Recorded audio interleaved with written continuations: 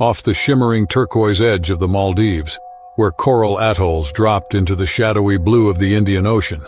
33-year-old Lucas Hartman adjusted the straps of his scuba gear and stared down into the water. A thick haze of blood drifted just beneath the surface, emanating from a bloated sperm whale carcass floating in the open sea. Lucas, a German tourist with a taste for extreme wildlife encounters, had paid a hefty sum to an unlicensed outfit promising access to experiences far beyond legal limits. He'd heard whispers of divers descending beside dead whales to observe tiger sharks feeding, an unsanctioned thrill that regular tours would never allow. The operators ran from a barely maintained speedboat with stripped-down gear, no visible medical kits and no radio. Still, Lucas, driven by adrenaline and a desire to capture rare footage, didn't question it. He strapped on his camera rig and dropped backwards into the water. The first thing he saw below was the enormous ghost-white shape of the whale, suspended in the water like a monument to decay, its flesh sloughing off in strips that spiraled downward. Around it circled at least 6 tiger sharks, large and heavy, their stripes faint against their muscular frames. He began to descend slowly, careful not to appear like prey, his fins pushing gently against the water. The blood cloud was thick and disorienting, reducing visibility and giving every passing shape a ghost-like shimmer. The sharks moved slowly at first, each taking measured bites from the carcass, and their bodies were gliding in lazy arcs. But even as he reached mid-depth, Lucas felt a change. The feeding had shifted. The sharks were no longer simply feeding, they were competing. Their paths became erratic, more forceful. One slammed into another with a powerful sweep of its tail, sending both spinning momentarily in the water. Bits of flesh and fat drifted everywhere, triggering deeper aggression. Lucas hovered 20 feet from the carcass, unaware how close danger truly was. From behind, one of the larger tiger sharks, nearly 12 feet long, scarred from old fights and bloated with gluttony, turned sharply in the water, its eyes wide and unblinking. Amid the haze and movement, Lucas's black fins flashed with the same rhythm as a scavenging fish darting for scraps. The shark accelerated, driven by bloodlust and confusion, its jaws opening wide in a silent, brutal charge. Lucas never saw it coming. The shark bit down across his left ankle in a crushing snap. He felt the explosion of pain like a fire spreading through his leg, then the loss of all feeling. Blood sprayed from the wound instantly, mixing with the thick soup around him. He thrashed involuntarily, bubbles roaring from his regulator as he tried to scream. The shark released him after a single bite, uninterested once it realized the texture was not prey, but the damage was already done. His foot was mangled, tendons severed, a major artery torn. The pain and blood loss surged into his head like fire, and his vision dimmed at the edges. Lucas kicked with his right leg and activated his emergency ascent, each movement weak and uncoordinated. Blood leaked into his mask, tinting his vision red as he rose. The world spun around him as his pulse slowed, and consciousness slipped with the rising pressure. The crew on the surface wasn't watching. They had no spotters in the water, no medical gear on board. It was another tourist who noticed the crimson bloom growing beneath the surface. By the time they pulled Lucas onto the boat, he was drifting in and out of awareness, his mouth moving silently, his lips blue. Blood pumping from his shredded ankle and pooling across the deck. No one knew what to do. The operator yelled, fumbling with towels, but there was no radio, no first aid kit, no emergency plan. As precious minutes slipped away, a nearby legal dive boat spotted the commotion. A former paramedic on board recognized the distress, and they sped over, boarding the illegal vessel without waiting for permission. 2 divers stabilized Lucas, tying off the leg with makeshift tourniquets, applying pressure while shouting instructions to the dazed crew. They transferred him onto their vessel, sped back toward the closest island clinic, and radioed ahead for a medevac. Lucas survived the attack, but the blood loss was severe. Doctors worked through the night to save the foot, but the ankle's full function was lost. Tendons had been torn beyond repair and several surgeries followed. He eventually walked again, but with a pronounced limp, the nerve damage permanent, and the strength of his left foot forever gone. When the story broke days later, outrage spread fast. Photos leaked of the whale carcass, the illegal dive boat, and Lucas lying pale and bloodied on a deck smeared red. Authorities launched an immediate investigation, The unlicensed operator vanished, abandoning his equipment and cutting off all contact. The government began shutting down rogue outfits and enforcing stricter controls over dive practices. Inspections increased, and many remote charter services were permanently banned. Lucas, still recovering, became an unexpected voice in the conversation. He posted images of his injury, videos from the dive, and a written account of the reckless setup that nearly killed him. While his posts went viral for their brutal honesty, he was clear about the blame. It wasn't the shark's fault, he wrote. It was his, for trusting an operation that put profit over safety, and for seeking danger without respect for the risks. The whale carcass drifted away with the currents, eventually sinking or being consumed by other scavengers. The sea moved on as it always had, indifferent. But for Lucas, the ocean no longer held the same allure. What had once been a playground for thrills was now a memory of pain, blood, and regret. He continued diving, though never again in open waters like that day. He wore his injury like a badge and spoke often about the ethics of wildlife tourism. He warned others about the false security of illegal tours and the brutal indifference of the ocean. He told them that sharks weren't monsters. They were wild animals following instinct. And it was humans who too often ignored the rules that kept them safe. And every time he looked at the scar that wrapped around his ankle, he remembered the weight of those jaws, the blindness of his own choices, and the cold pull of the sea as it nearly claimed his life. The sky above northern Queensland was choked with heavy clouds, the sea beneath it dark and restless as wind battered the coast and waves crashed against the reef-strewn shoreline. The Australian Coast Guard patrol boat Solander 2 had responded just after dawn to a mayday from a small commercial fishing vessel that had overturned near the rocks. Aboard the Coast Guard ship was Petty Officer Liam Harris, a 38-year-old with 15 years of experience in maritime rescue and a reputation for calm under pressure. He was the kind of man who ran toward danger, driven by duty and instinct, shaped by long years in unforgiving seas. When the Coast Guard reached the wreckage, only debris and 2 crew members clinging to floating gear were visible on the surface. One was bleeding from a head wound, and both were shivering violently. The chopper was grounded due to weather, and visibility below the surface was almost non-existent. One man screamed that a 3rd crew member was trapped inside the submerged wheelhouse. Without hesitation, Liam stripped his jacket and dove into the brown-green water, gear slung tightly and knife secured to his thigh. The current tugged at him immediately. The water was thick with suspended sand and fuel, swirling like smoke in the depths. He swam hard toward the tilted hull, bubbles pouring from his regulator, every movement precise despite the low visibility. He located the narrow opening of the wheelhouse, turned his body sideways, and slipped in. Inside, the light was almost gone, and the creaking metal groaned under pressure. He found the trapped crewman pinned by debris, struggling for breath in an air pocket. Liam moved fast, freeing the man's shoulder, guiding him toward the hatch, kicking upward toward the flicker of daylight above. Neither of them knew what was rising from the deep behind them. Drawn by the thrashing, the blood in the water, and the vibrations of a vessel in distress, a 14-foot bull shark had moved in from the shelf edge where it had been hunting in the murk. It was an apex predator in turbid water, a brutal force evolved for ambush. It didn't hesitate. 1 second, Liam was pulling the injured crewman toward the light, and the next the shark exploded into his side, jaws crushing down on his upper thigh with devastating force. The bite ripped through his wetsuit, through flesh and muscle, crushing bone and severing arteries in one violent strike. Liam never saw it coming. His body twisted in the water as the shark pulled him down, its teeth sawing into him as blood erupted in thick clouds. The injured man was yanked upward by another diver as Liam disappeared into the dark, his leg torn and shredded, bubbles trailing from his mouthpiece as he thrashed with what little strength he had left. The second diver caught a glimpse of the gray blur turning below them, circling for another pass. He screamed through his regulator and signaled for immediate retrieval. They hauled Liam to the surface, arms gripping him tight as more blood streamed into the sea. From the deck, crew members reached down, dragging him aboard with frantic urgency. His face was pale, his eyes fluttering, his lips trembling as he tried to speak. The leg was nearly gone below the hip, mangled and pulsing with every beat of his failing heart.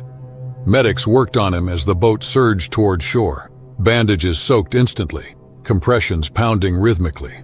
But the damage was beyond anything field treatment could manage. Liam Harris lost consciousness halfway back and never regained it. He was pronounced dead just minutes before reaching the hospital dock. The blood loss too great, the trauma too severe. The boat fell silent. No one spoke as his body was covered, every man and woman on board shaken by the brutal finality of the attack. The fishing crewman Liam saved survived. He would later say he remembered a hand on his back, pushing him toward the light before he broke the surface. That was the last thing he felt, just that single firm gesture from the man who never hesitated. News of Liam's death swept through the Coast Guard community like a storm. Petty Officer Harris had saved lives before, had faced cyclones and submerged wrecks, and had always returned. This time he hadn't. Fellow rescue workers gathered in silence, staring out at the ocean from which he never returned, knowing it could just as easily have been any one of them. His widow received the call that evening, and a wave of grief spread through the tight-knit team that had trusted him with their lives on more than one occasion. Marine authorities began an investigation, reviewing protocols and calling for changes to how rescues were performed in shark-prone waters. Some asked whether divers should enter the sea at all without surface-level shark deterrence, even in emergencies.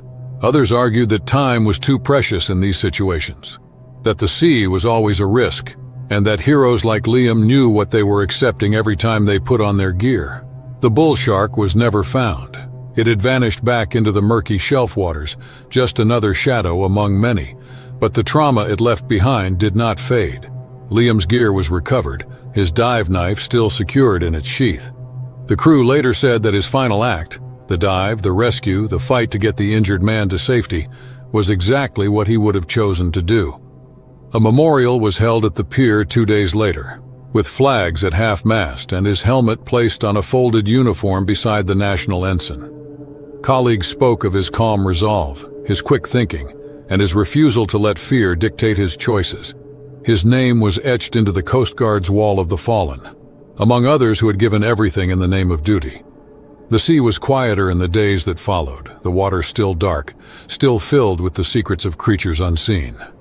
But in the memory of those who had known him, Petty Officer Liam Harris would always be there, somewhere below the surface, in the currents and the silence, guarding those who dared to rescue others in the deep. The air hung cold and damp over the remote marine park on the Pacific coast of eastern Russia. Morning fog still clung to the tops of the pine-covered cliffs behind the facility, as the ocean lapped quietly against the concrete walls of the orca enclosures. Elena Volkov, a seasoned marine mammal trainer with over a decade of experience, stood at the edge of the largest tank, her breath visible in the chilly air. At 39, she had devoted her life to the care and study of captive orcas, developing bonds with the park's pod that few others had ever known. But on that bitter morning, as she stepped into position with her bucket of frozen herring and mackerel, she could feel something was wrong. The orcas were behaving strangely. The 4 animals, 2 females and 2 males, circled tightly beneath the surface, barely responding to her familiar gestures. Elena recognized the signs.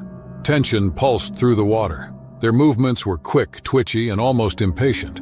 The largest male, a 20-foot, 6-ton bull named Radek, had refused food the day before and had been bumping the gate walls throughout the night. The others had mimicked his energy. Still, the show had been canceled, and the morning session was meant only to re-establish calm through simple reinforcement exercises. Elena knelt beside the pool, tossed in a few fish, and signaled for a turn. The youngest female responded first, brushing the edge and accepting her meal with an easy glide. But Radek stayed back, circling deeper, his white underside flashing now and then like a warning. She moved slowly, her hands precise and deliberate. She knew these animals well, understood their signals, and trusted her instincts. But as she extended her arm with a fish in hand, Radek surged. With terrifying speed, the orca shot upward, mouth wide and eyes locked. Elena had no time to react before his jaws clamped down on her right forearm. The force was staggering. Pain exploded through her body as she was lifted off the platform and dragged into the water in one violent pull. Staff on the catwalk above reacted instantly. Alarms blared. 2 trainers ran for noise deterrence, banging pipes and slamming gates to distract Radek. But Elena was underwater, held fast, spun by the massive predator in a twisting, disorienting cyclone of foam and cold. Her lungs burned as she thrashed, her free hand clawing for the surface while her ribs compressed beneath the water's pressure and the crushing grip of the orca's jaws. Radek did not shake her violently. He simply held her, his teeth embedded deep in flesh and muscle, dragging her in a wide arc before releasing her without warning. She surfaced, gasping, blood in her mouth, water in her nose, her right arm limp and torn. Two staff members reached from the platform with poles, pulling her toward the barrier as another orca approached from below, curious and agitated by the commotion. Just as they reached her, Radek lunged again. He didn't bite this time. Instead, he rammed the platform, spraying the trainers with water and pushing Elena back under with the wake. She screamed through clenched teeth as pain surged through her chest. One of the trainers jumped in, swinging a metal pole between her and the orca. Backup barriers slammed shut overhead. Alarms continued blaring. Finally, Radek retreated, slipping into a darker corner of the pool, trailing swirls of crimson. Elena was hauled out and laid onto the concrete, her soaked body shaking violently from cold and shock. Her right arm was shredded from elbow to wrist, muscle visibly torn, and her ribs were fractured where Radek's teeth had pressed into her torso. Her breathing was shallow, panicked, and wheezing through the damage. But she was alive. Medics arrived within minutes. They stabilized her arm, wrapped her torso, and raced her to the local hospital. She spent 3 days in intensive care and underwent 2 surgeries to repair the torn ligaments and fractured bones. Doctors said she was fortunate. If the orca had held on any longer or dragged her deeper, the result would have been fatal. Back at the park, the orcas were isolated and monitored. Trainers ceased all physical contact sessions. Officials launched a full investigation into the incident, reviewing protocols, feeding routines, and behavioral logs. Video footage showed the initial lunge in full detail, how quickly a trained animal, known for years, had reverted in an instant to wild instinct. The attack shocked the staff. Elena had been admired not just for her experience, but for her intuitive understanding of the animals. That bond, many believed, had kept her safe for years. But the illusion of control, however comforting, had shattered the moment Radek acted on impulse. Debates surged across social media and in marine biology circles. Critics of orca captivity called the incident predictable, another example of how intelligent, powerful animals, when confined in limited spaces, could only be pushed so far. Supporters argued it was an anomaly, a tragic event not unlike accidents involving horses or dogs, trained creatures capable of unpredictable harm. Elena stayed quiet during recovery, refusing interviews until she had regained strength. When she finally spoke, her voice was measured and calm. She didn't blame Radek. She acknowledged the stress signals she had felt before the attack, admitting she had underestimated their meaning. She expressed love for the animals, but also called for changes. Better safety protocols, more space, more respect for the orca's limits. The marine park suspended public shows indefinitely. Staff were retrained, and physical contact was removed from all care routines. Radek was not punished. He remained under close observation, his behavior studied, and his environment enriched to reduce stress. The scars on Elena's arm healed slowly. The damage to her ribs remained sore for months. But the deeper wounds, ones that forced her to reevaluate everything she thought she knew about connection, trust, and instinct, stayed hidden behind her calm eyes and quiet words. The orcas swam in their circles. The gates stayed closed, and the echoes of that violent moment rippled far beyond the cold walls of the tank, stirring a conversation about captivity, danger, and the thin line between understanding and control. In September 2017, the crystal-clear waters of a strategic Pacific military outpost shimmered under the sun, concealing the technological secrets lying 30 feet below the surface. This remote installation, located in the heart of Micronesia, had served as a critical forward operating base since World War II. The surrounding coral reefs, though stunning in their natural beauty, were home to apex predators that had ruled these waters for millions of years, among them, the formidable tiger shark. Petty Officer Mark Davis, a 28-year-old Navy diver from Ohio, had completed over 200 successful underwater operations during his 6-year military career. His specialty involved the retrieval and maintenance of classified underwater surveillance equipment, a role that required both technical expertise and nerves of steel. On this particular morning, Davis was tasked with recovering an experimental drone that had malfunctioned during routine patrol operations near the outer reef system. The mission briefing had been straightforward. The unmanned underwater vehicle, worth several $million and containing sensitive sonar technology, had gone offline approximately 18 hours earlier.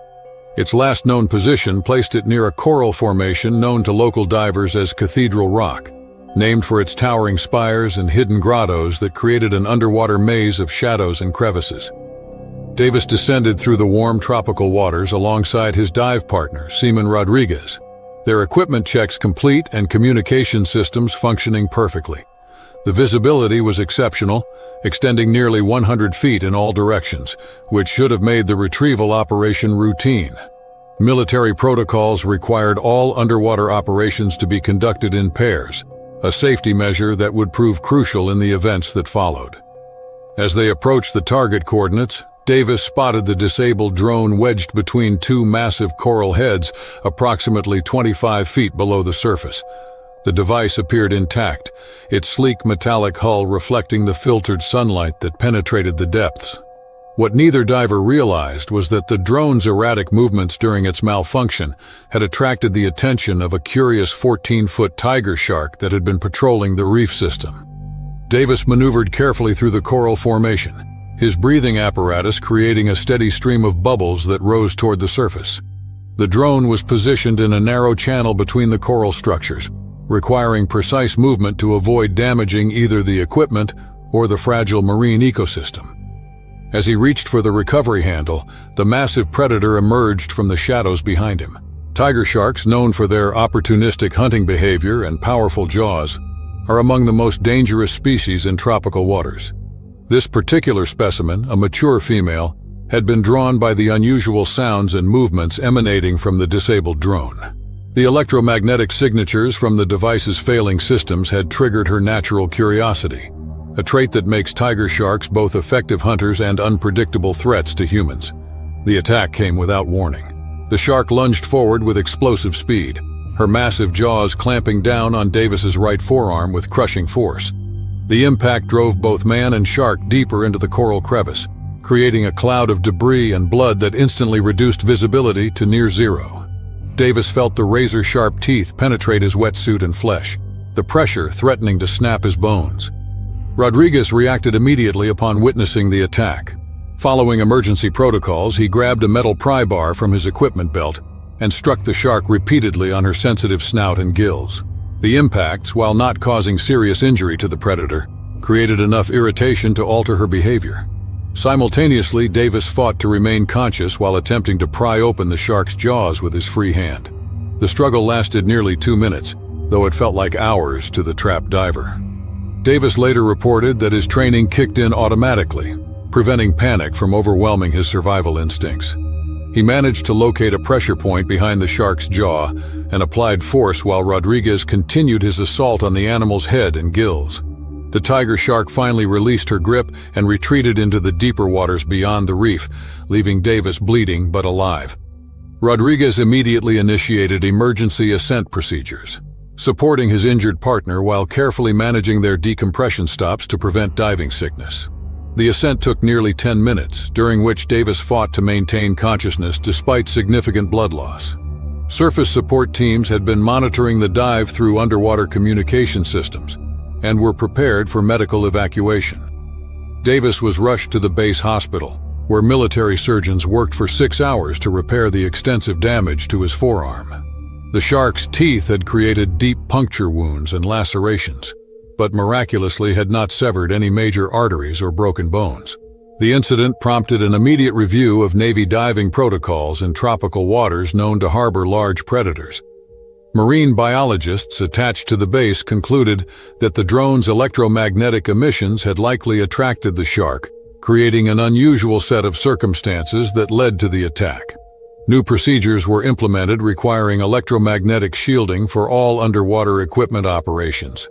Davis recovered fully from his injuries and returned to active duty 6 months later, though he bore permanent scars from his encounter with one of the ocean's most formidable predators. The experimental drone was eventually recovered using robotic systems, its data proving valuable to ongoing military research despite the dramatic circumstances surrounding its retrieval. The Sunshine Coast of Queensland, Australia, had long been recognized as one of the most dangerous stretches of water for shark encounters in the southern hemisphere. In January 2012, the area around Caloundra and Mooloolaba beaches experienced a particularly active summer season, with bull sharks venturing into shallow waters to hunt in the murky coastal zones where rivers met the Pacific Ocean. These prehistoric predators, known for their aggressive nature and ability to survive in both salt and fresh water, had claimed several victims along the Australian coast over the decades. Kayla Monroe, a 23-year-old social media influencer from Brisbane, had built a following of nearly 500,000 subscribers through increasingly dangerous stunts and challenges. Her content focused primarily on extreme sports and wildlife encounters, often performed in locations where common sense would dictate extreme caution. Monroe's philosophy centered on the belief that viral fame justified almost any risk, a mindset that had already resulted in several close calls with venomous snakes and crocodiles in previous videos. The bull shark feeding stunt that would ultimately cost Monroe her life had been planned for weeks as part of a collaboration with several other influencers seeking to create content that would generate millions of views. The location they selected was a shallow bay near Bribie Island, known locally for its bull shark population and murky waters that provided perfect hunting conditions for these apex predators. Local authorities had issued warnings about increased shark activity in the area following several recent sightings, but Monroe and her friends dismissed these concerns as overly cautious. Monroe arrived at the location with a group of 6 friends, all of whom served as her filming crew and witnesses to the stunt. The plan involved her wading into waist-deep water while holding chunks of raw fish, attempting to hand-feed any sharks that approached. The concept had been inspired by similar videos featuring less dangerous marine life.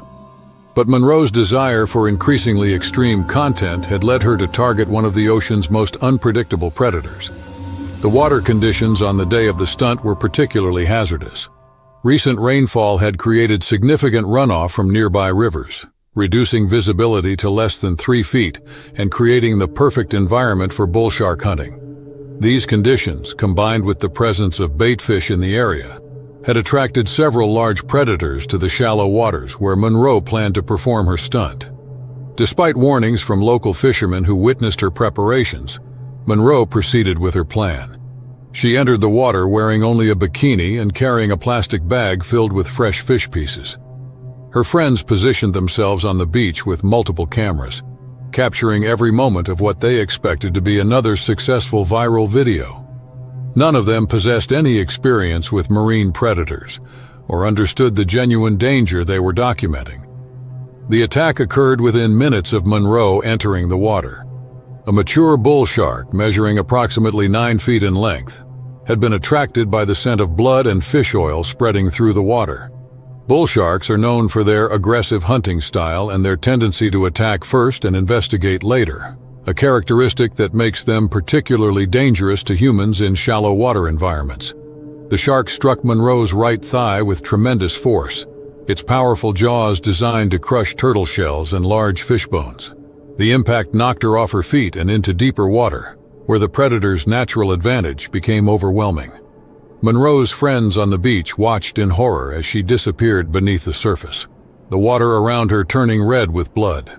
2 of her friends, Jackson Wade and Christina Palmer, immediately entered the water in an attempt to rescue Monroe, but the murky conditions and the presence of an agitated predator made their efforts futile. Wade later reported that he could hear Monroe screaming beneath the surface, but was unable to locate her in the turbid water. The shark's thrashing movements had created a cloud of sand and debris that reduced visibility to nearly zero. Emergency services arrived within 20 minutes of the initial attack, but their search efforts were hampered by the same conditions that had made the location dangerous in the first place. Surf lifesavers and volunteer rescue teams scoured the area using boats and helicopters, but Monroe's body was not recovered until the following morning when it washed ashore nearly 2 kilometers from the attack site. The autopsy revealed that Monroe had suffered massive trauma to her right leg and abdomen, with blood loss being the primary cause of death. The severity of her injuries indicated that the bull shark had continued its attack even after dragging her underwater, behavior consistent with this species' reputation for persistent aggression. Marine biologists examining the case noted that the feeding behavior Monroe had attempted to encourage had likely triggered the shark's predatory instincts. The tragic incident sparked widespread discussion about the responsibilities of social media influencers and the dangerous lengths some individuals would go to achieve viral fame. Monroe's death became a cautionary tale shared across multiple platforms, with her own followers expressing shock and regret at having encouraged her increasingly risky behavior through likes and comments. Queensland authorities used the incident to reinforce existing warnings about shark safety and the particular dangers posed by bull sharks in shallow, murky waters. The location where Monroe died was temporarily closed to swimmers, and additional warning signs were installed along the coastline to prevent similar tragedies. Murky waters of Barataria Bay, Louisiana, had concealed countless secrets since the early 19th century, when pirate Jean Lafitte used these labyrinthine waterways as his base of operations. In August 2013, the bay's reputation as a treasure hunter's paradise continued to attract amateur archaeologists and adventure seekers hoping to discover remnants of Civil War battles and pirate hordes. The area's unique geography, where the Mississippi River Delta created a maze of shallow channels and marsh islands, provided perfect hiding places for historical artifacts, while also serving as an ideal habitat for bull sharks. Paul Mason, a 41-year-old construction worker from New Orleans, had spent his weekends for the past 5 years searching for Civil War relics throughout southern Louisiana. His passion for metal detecting and underwater archaeology had led him to discover several minor artifacts, including belt buckles, bullets, and pieces of military equipment that had been lost during the chaotic final years of the war. Mason's ultimate goal was to locate the remains of a Confederate supply vessel that had reportedly sunk near Barataria Bay in 1864. The treasure hunting expedition that nearly cost Mason his life had been organized by a group of 12 amateur archaeologists who pooled their resources to fund more ambitious searches. The society had obtained permission from state authorities to conduct a limited archaeological survey in waters where historical records suggested the presence of Civil War-era materials. The location they selected was a shallow channel where local fishermen had occasionally snagged metal objects in their nets. Historical records indicated that the Confederate vessel CSS Beauregard had been scuttled in these waters during Union advances in late 1864. The ship had reportedly been carrying supplies and weapons to Confederate forces operating in the region when it came under attack from Union gunboats. Rather than allow the cargo to fall into enemy hands, the crew had deliberately sunk their vessel in the shallow waters of Barataria Bay, where the wreckage would be difficult to locate and salvage. Mason had spent months researching the historical accounts, cross-referencing military records with local folklore and fishermen's reports of unusual underwater obstacles. His methodical approach to treasure hunting combined historical research with modern technology, using global positioning system coordinates and sonar mapping to identify potential search areas. The brass compass discovery represented the culmination of years of patient investigation and represented concrete evidence that they were searching in the correct location. Working under strict archaeological protocols, the group documented every discovery with photographs and global positioning system coordinates before carefully recovering artifacts from their underwater resting places. Their mission extended beyond collecting valuable items. They aimed to enhance the historical understanding of Civil War activity in southern Louisiana. Detailed records of all findings were maintained and shared with professional archaeologists and regional museums. Mason's diving partner for the expedition was Raymond Thibodeau, a 53-year-old retired oil rig worker who possessed extensive experience in Louisiana's coastal waters. The pair had worked together on numerous previous expeditions, developing a system of underwater communication and safety protocols that had served them well in the challenging conditions of the Gulf Coast region. The water conditions in Barataria Bay presented significant challenges for underwater archaeology.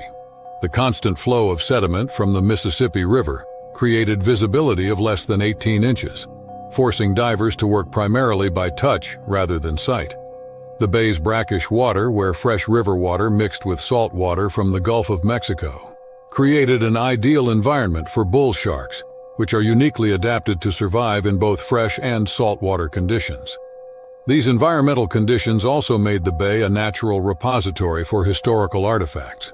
The soft sediment bottom had preserved metal objects for over a century, protecting them from the corrosive effects of pure saltwater, while the low oxygen environment prevented rapid deterioration.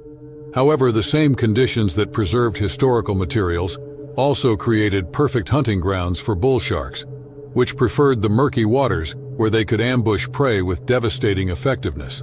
Marine biologists studying bull shark populations in Louisiana coastal waters had documented increasing numbers of these predators in recent years. Climate change and coastal erosion had altered traditional hunting patterns, forcing sharks to explore new territories as their natural habitat changed. The Mississippi River Delta's unique ecosystem supported large populations of fish and marine mammals that attracted bull sharks from throughout the Gulf of Mexico region.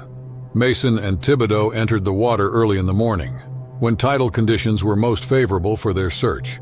They had divided their target area into a grid pattern, systematically searching each section with metal detectors and carefully excavating any promising signals. The work was slow and methodical, requiring patience and attention to detail to avoid damaging potentially valuable historical artifacts. After nearly 3 hours of searching, Mason's metal detector registered a strong signal in approximately 8 feet of water. Careful excavation revealed what appeared to be a brass compass, heavily corroded but still intact. The artifact's design and construction suggested it was indeed from the Civil War era, representing exactly the type of discovery that had motivated Mason to pursue underwater archaeology. As Mason surfaced to show his find to Thibodeau and the support team aboard their boat, his excitement and the splashing motion of his ascent attracted the attention of a mature bull shark that had been patrolling the area. Bull sharks are known for their aggressive hunting behavior and their tendency to investigate any unusual activity in their territory, particularly when blood or other scents are present in the water. The shark, measuring approximately 12 feet in length, attacked without warning as Mason treaded water near the surface. The predator's massive jaws clamped down on Mason's torso, just below his ribs, with crushing force that immediately fractured several bones and created deep puncture wounds. The impact drove Mason underwater, where the shark began the violent rolling motion characteristic of its species' feeding behavior. Thibodeau, who had been floating nearby, immediately recognized the signs of a shark attack and swam toward his partner despite the obvious danger to himself. The murky water made visual contact nearly impossible, but he could hear Mason's muffled screams and see the turbulence created by the shark's thrashing movements. Following emergency protocols they had practiced but never expected to use, Thibodeau grabbed a metal pry bar from his equipment belt. The rescue effort took place in near-zero visibility conditions that made the situation even more dangerous. Thibodeau had to locate both Mason and the shark by touch, working frantically to separate them while avoiding the predator's powerful jaws. He struck the shark repeatedly on its snout and gills, the most sensitive areas of its anatomy, while simultaneously attempting to pry apart its jaws. The predator, apparently discouraged by the unexpected resistance, retreated into the deeper waters of the bay. Mason, bleeding heavily and barely conscious, was immediately pulled from the water and given emergency medical treatment by his fellow treasure hunters. The nearest hospital was 30 miles away, requiring a high-speed boat ride followed by ambulance transport. Mason remained conscious throughout the ordeal, though he had lost significant amounts of blood and suffered extensive tissue damage to his torso and abdomen. The shark's teeth had created multiple puncture wounds, but miraculously had not severed any major organs or arteries. Emergency surgery lasted nearly 6 hours, with trauma surgeons working to repair damaged tissue and stop internal bleeding. Mason's survival was attributed to the quick response of his diving partner and the effectiveness of their emergency protocols. The thick neoprene diving suit he wore had also provided some protection, distributing the bite force across a larger area. Mason recovered fully from his injuries after months of physical therapy, though he bore permanent scars from his encounter with one of Louisiana's most dangerous predators. The brass compass he had discovered was eventually authenticated as a genuine Civil War artifact and donated to the State Museum, serving as a reminder of both the historical treasures hidden beneath the state's waters and the very real dangers faced by those who seek to uncover them. 2017, the pristine waters off Gansbaai, South Africa, had earned a reputation as the great white shark capital of the world.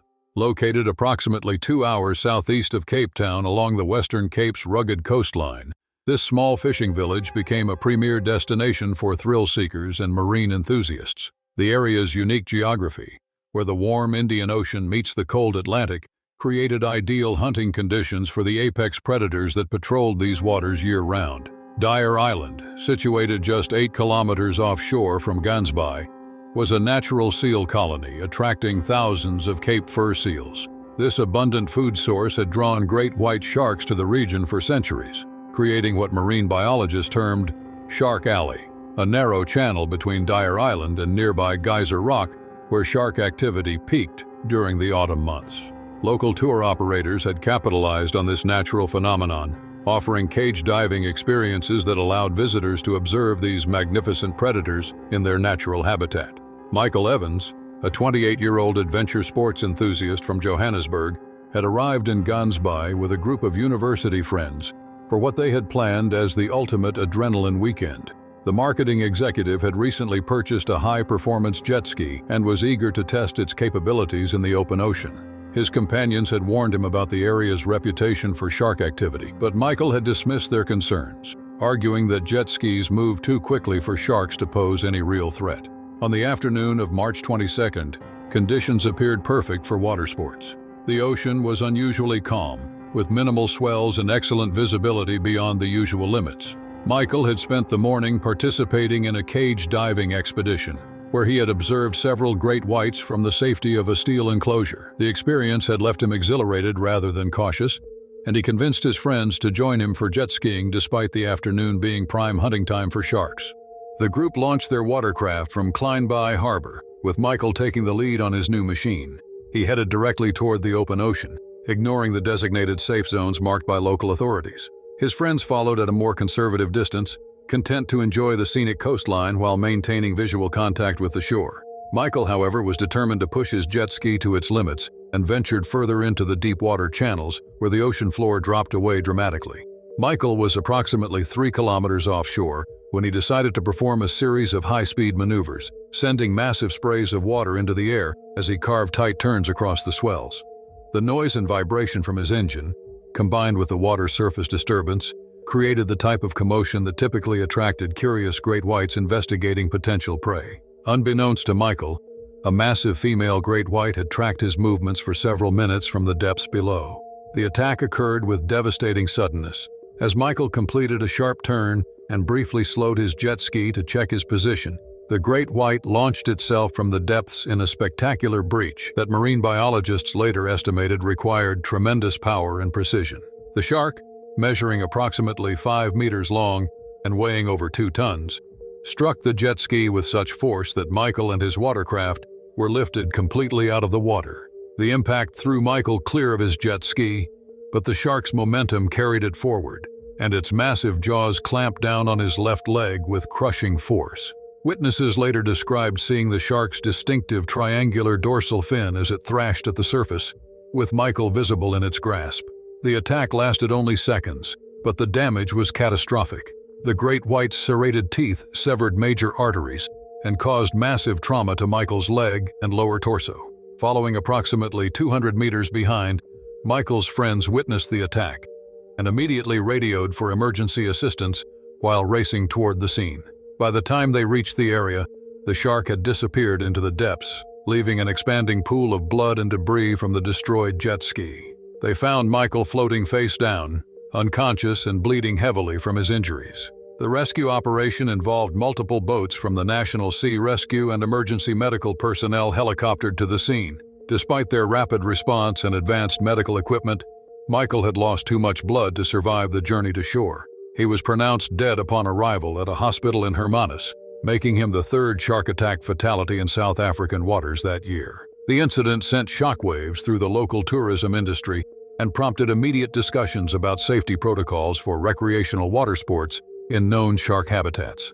Michael's death served as a stark reminder that even experienced water sports enthusiasts were vulnerable to the ocean's apex predators. His family later established a foundation promoting water safety education and supporting shark research initiatives. The attack also highlighted the complex relationship between human recreation and marine ecosystems. Local authorities implemented new regulations requiring jet ski operators to maintain minimum distances from seal colonies and to avoid certain areas during peak shark activity periods. Michael's tragic death became a catalyst for improved safety measures that would protect future visitors to these magnificent but dangerous waters. By 2018, the waters surrounding Cape Cod, Massachusetts, had experienced a dramatic resurgence of great white shark activity, transforming what had once been considered relatively safe fishing grounds into one of the most dangerous shark habitats on the North American coast. The recovery of the gray seal population, protected under the Marine Mammal Protection Act since 1972, had created an abundant food source that attracted increasing numbers of these apex predators to the Cape's outer beaches and fishing areas. Chatham, located on Cape Cod's southeastern elbow, bore the brunt of this ecological transformation.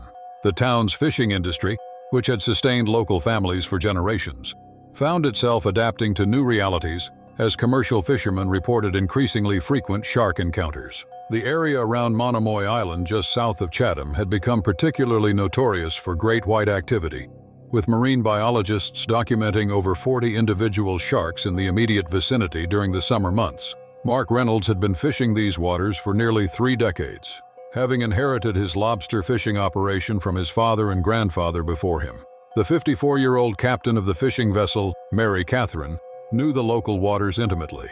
He had weathered countless storms, equipment failures, and market fluctuations that had driven many of his competitors out of business. His reputation among Chatham's fishing community was built on his ability to locate productive lobster grounds and his willingness to work in conditions other fishermen considered too dangerous. On the morning of October 8th, Mark departed Chatham Harbor before dawn with his 2-person crew, heading toward his most productive lobster grounds, located approximately 8 kilometers southeast of Monomoy Island. The weather forecast called for calm conditions with light winds, ideal for hauling the heavy lobster traps that formed the backbone of his operation. Mark had been working these particular grounds for over 15 years and had never experienced serious problems with marine predators, despite the recent increase in shark sightings throughout the region. The Mary Catherine reached the first string of traps shortly after sunrise, and Mark's crew began the systematic process of hauling, checking, and resetting the lobster traps. The morning's catch was promising, with several traps containing legal-sized lobsters that would bring good prices at the local fish market. Mark worked methodically through his trap lines, using the hydraulic hauler to get the heavy wooden and wire contraptions to the surface, while his crew members processed the catch and prepared the traps for resetting. The problems began when Mark discovered that one of his most productive traps had become severely tangled in what appeared to be abandoned fishing line, possibly from a recreational fishing boat that had lost tackle in the area. The trap was valuable enough that Mark attempted repairs rather than simply cutting it loose and accepting the loss. He instructed his crew to position the boat carefully while he worked to untangle the mess of rope and wire that had rendered the trap inoperable. Mark had been working on the tangled trap for nearly 20 minutes when he lost his footing on the wet deck, slipping between the trap and the boat's gunwale. The cold October water of the North Atlantic immediately soaked through his work clothes, and he struggled to maintain his grip on the boat's side while his crew scrambled to throw him a life ring. The commotion and splashing had scraped his leg against the barnacle-encrusted hull, creating a small but steady flow of blood into the surrounding water. The great white shark that attacked Mark had been following the fishing boat for over an hour, attracted by the scent of bait and the vibrations created by the hydraulic equipment used to haul traps. The massive predator, estimated by marine biologists to measure over 4 meters in length, had been circling at a distance of approximately 50 meters, displaying the cautious behavior typical of great whites investigating potential prey.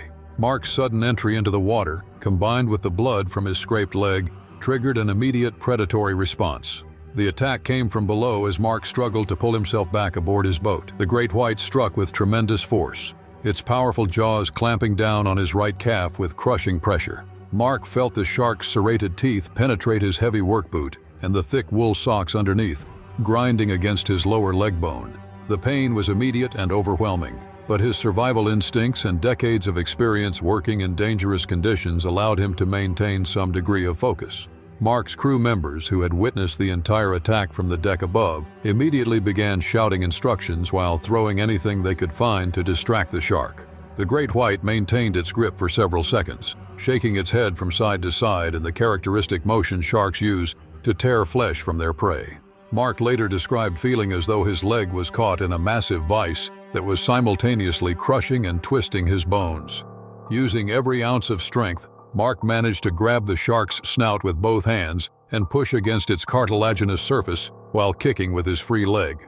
Combined with his crew's continued shouting and splashing, this desperate action convinced the great white that its intended prey was more trouble than it was worth. The shark released its grip and disappeared back into the depths, leaving Mark floating in blood-tinged water while his crew worked frantically to pull him aboard. The rescue operation required all 3 men working together to haul Mark's injured body over the boat's gunwale and onto the deck. His right leg had sustained massive trauma, with deep puncture wounds from the shark's teeth and significant tissue damage from the crushing force of its bite. Mark remained conscious throughout the ordeal, directing his crew to apply pressure to the worst wounds, while they radioed for Coast Guard assistance. The Coast Guard helicopter reached the scene within 30 minutes, but rough seas made a direct airlift from the fishing boat's deck impossible. Instead, Mark had to be transferred to a Coast Guard cutter that had responded to the emergency call, adding precious time to his journey to medical care. He was eventually airlifted to a general hospital in Boston, where trauma surgeons worked for 8 hours to repair the extensive damage to his leg. Mark's survival required multiple surgeries and nearly a year of rehabilitation, but he eventually returned to fishing. He implemented new safety protocols, including shark deterrent devices, and modified procedures for working near the water's edge. His experience became a cautionary tale that spread throughout Cape Cod's fishing community, highlighting the new realities of working in waters where great white sharks had re-established their presence. The waters surrounding Guadalupe Island, located approximately 240 kilometers off the coast of Baja California, Mexico, had gained international recognition by 2013 as one of the world's premier destinations for great white shark encounters. This remote volcanic island, rising dramatically from the Pacific Ocean's depths, served as a seasonal aggregation site for some of the largest great white sharks in the world.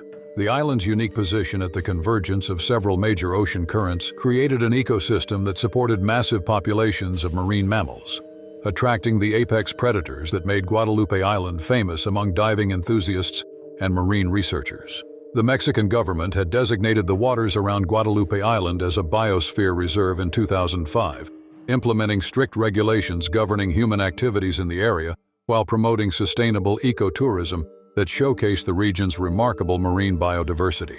Licensed tour operators were required to follow specific protocols when conducting cage diving expeditions, including mandatory safety briefings, specialized equipment requirements, and restrictions on the number of divers allowed in the water simultaneously. John Miller, a 42-year-old civil engineer from San Diego, had planned his trip to Guadalupe Island as a once-in-a-lifetime adventure that would fulfill his long-time fascination with marine predators. The father of 3 had been an experienced recreational diver for over 15 years, having logged hundreds of dives in locations ranging from Southern California's kelp forests to the Caribbean's coral reefs. His wife and children often accompanied him on diving vacations. However, they had remained in San Diego for this particular expedition due to the specialized nature of great white shark diving. John had joined a group of 8 other divers aboard the research vessel Tiburon Explorer, operated by one of Mexico's most reputable shark diving companies. The 5-day expedition was scheduled to include multiple cage diving sessions, underwater photography workshops, and educational presentations by marine biologists studying great white shark behavior and migration patterns. John had invested considerable time and money in specialized underwater photography equipment, hoping to capture images documenting his encounters with these magnificent predators. On the morning of November 14th, conditions around Guadalupe Island were ideal for cage diving operations. The ocean was unusually calm, with visibility extending well beyond 30 meters and comfortable water temperatures for extended diving sessions. The Tiburon Explorer had anchored in a location that had consistently produced spectacular shark encounters during previous expeditions, and the crew's underwater cameras had already detected the presence of at least 6 individual great whites in the immediate vicinity. John participated in the morning's first cage diving session, which provided him with incredible opportunities to observe and photograph several massive great white sharks as they investigated the diving cage and the chum slick used to attract them to the area. The experience exceeded his expectations, with sharks measuring over 5 meters in length approaching within mere inches of the protective steel cage. John's underwater photographs captured these apex predators' raw power and grace in their natural environment. During the lunch break between diving sessions, John expressed his enthusiasm to fellow divers and crew members, describing the morning's encounters as the most thrilling experience of his diving career. He spoke frequently about his family's reaction to the photographs he was taking, mentioning that his youngest daughter had made him promise to bring back evidence of his adventures.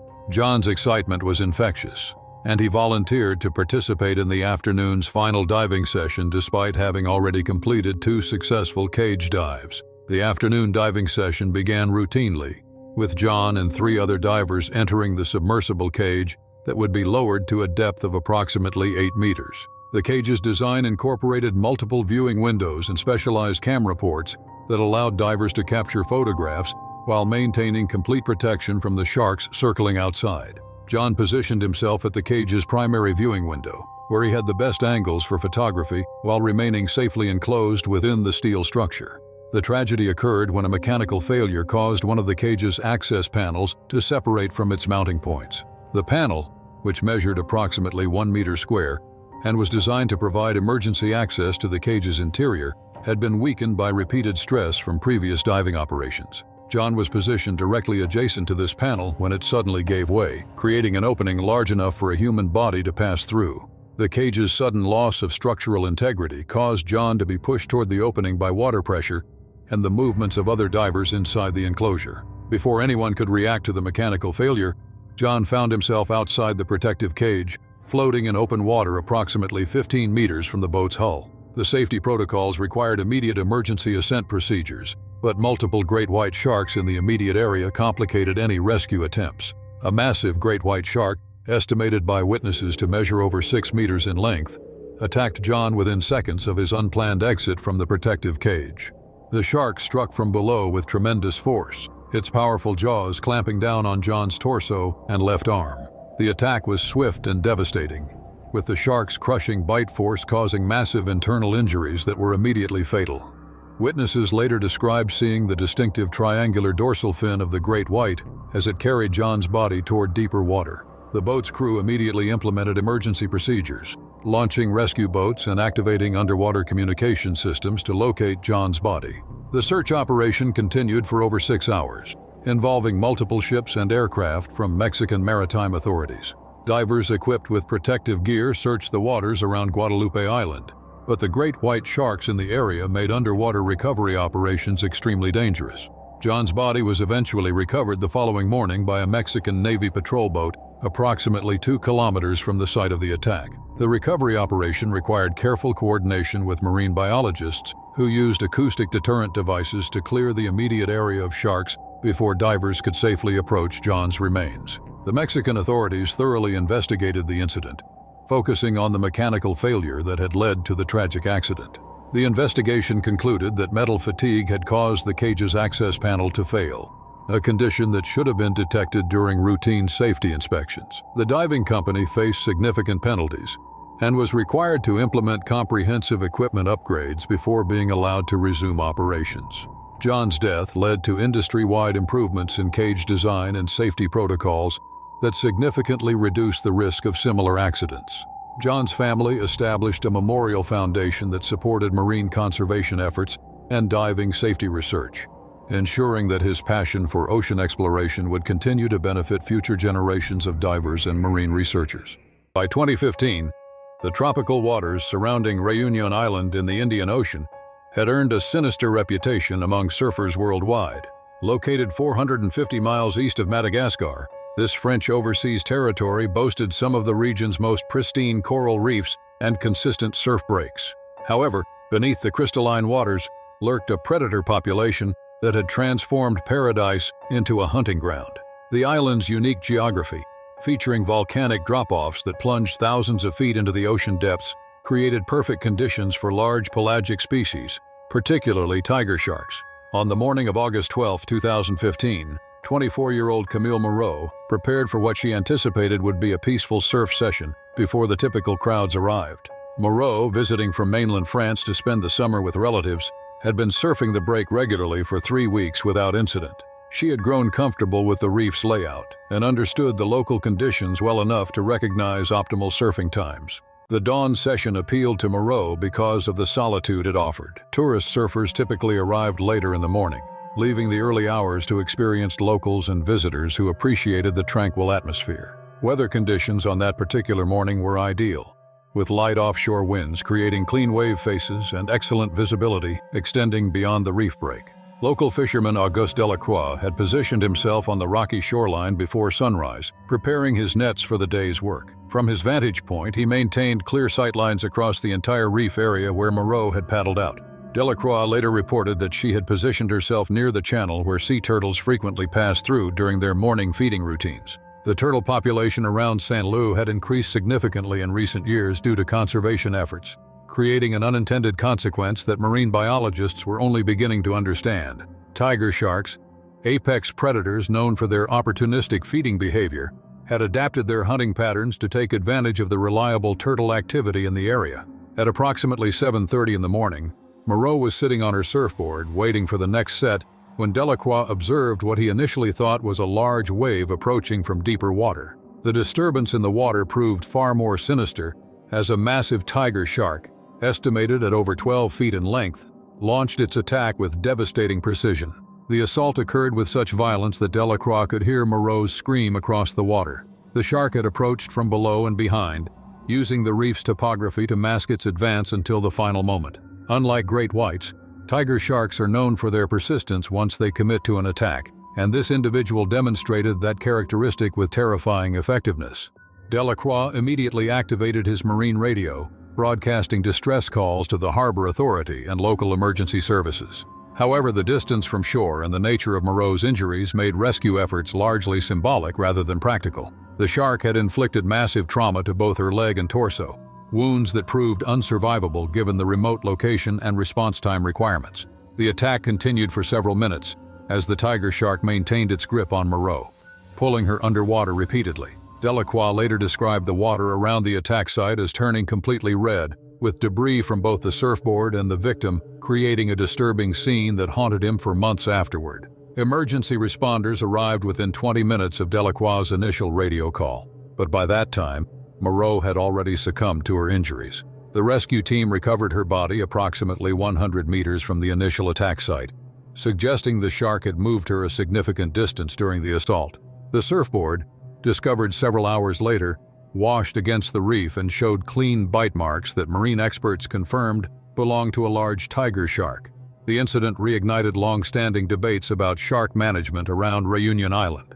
Local authorities had implemented various protective measures over the years, including shark nets and increased patrols, but the island's unique marine ecosystem made complete protection virtually impossible. The volcanic topography that created excellent surfing conditions also provided a perfect habitat for large predator species. Moreau's death particularly affected the local surfing community because she had been well-liked and respected during her stay. Her relatives organized a memorial service at the beach where she had learned to surf as a child during previous family visits. The ceremony drew surfers from across the Indian Ocean region, highlighting the tight-knit nature of the international surfing community. Marine biologists extensively studied tiger shark behavior in the St. Louis area following the attack. Their research confirmed that the combination of turtle activity, reef structure, and deep water access created optimal hunting conditions for large tiger sharks. The findings led to modified safety recommendations for surfers, particularly regarding dawn and dusk sessions when turtle activity peaked.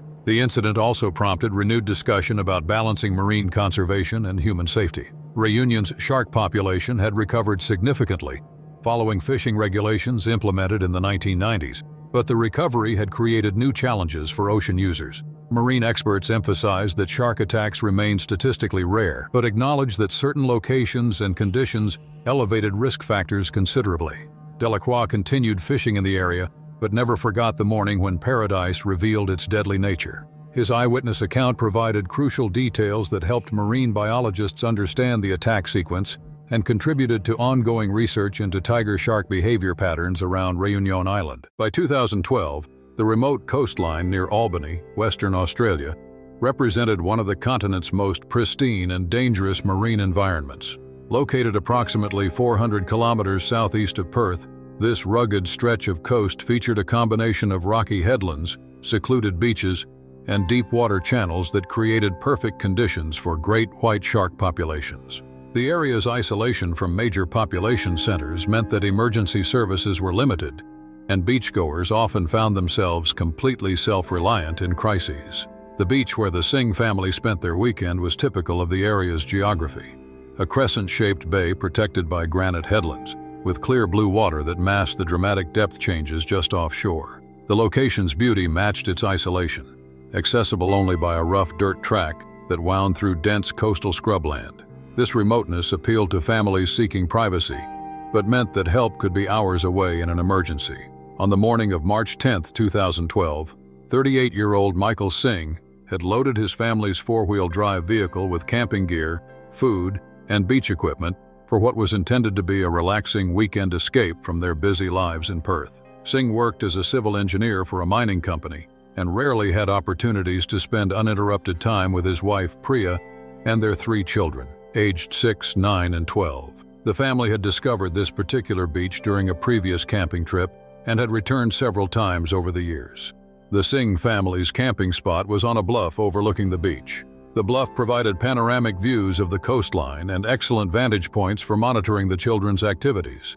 The elevated position also offered protection from coastal winds, which could make beach camping uncomfortable during the region's unpredictable weather patterns. Michael had chosen the location carefully, considering both scenic beauty and practical safety factors. Weather conditions on that particular weekend were exceptional, with calm seas, warm temperatures, and minimal wind, creating ideal conditions for swimming and beach activities. The water temperature registered at approximately 72 degrees Fahrenheit, which is comfortable for extended swimming sessions. Visibility beneath the surface extended to nearly 40 feet, allowing swimmers to see the sandy bottom clearly and spot any approaching marine life. The family had spent the morning exploring tide pools and collecting shells, which kept them in shallow water close to shore. After lunch, the children had been playing with an inflatable beach ball when a gust of wind carried it into deeper water beyond their reach. The ball drifted approximately 50 meters offshore, floating in water shallow enough for an adult to wade through safely. Michael volunteered to retrieve the ball, which seemed reasonable given the calm conditions and the relatively short distance. He waded into the surf wearing only swimming shorts, expecting to grab the ball quickly and return to shore within minutes. The water depth gradually increased, reaching his waist when he approached the floating toy. Local fishermen had been cleaning their catch on the rocky headland earlier that morning, a practice that had inadvertently created a scent trail extending from the rocks into the surrounding waters. Fish blood and offal had been discarded directly into the ocean, creating an attractant for scavenging species, and ultimately, the predators that hunted them. This practice, while traditional among local anglers, had significantly elevated the risk of shark encounters in the immediate area. The great white shark that attacked Michael Singh was later estimated to be over 15 feet long, a massive predator that had likely been drawn to the area by the fish cleaning activities. Great whites can detect blood and other organic compounds in water and track scent trails across considerable distances. The shark had probably been investigating the area for several hours before the Singh family arrived. The attack occurred without warning as Michael reached for the floating ball. The shark struck from below and behind, its massive jaws clamping down on his lower torso with crushing force. The impact lifted him partially out of the water before dragging him beneath the surface in a cloud of blood and churning foam. The attack was both swift and devastating, with the shark's serrated teeth causing massive internal injuries that proved immediately fatal. Priya Singh and the 3 children witnessed the entire attack from their position on the beach. Their afternoon of family fun transformed into a nightmare that would haunt them for the rest of their lives.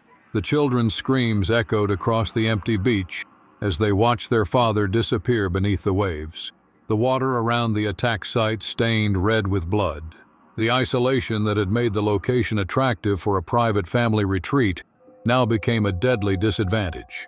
The nearest emergency services were in Albany, over an hour's drive away on rough roads.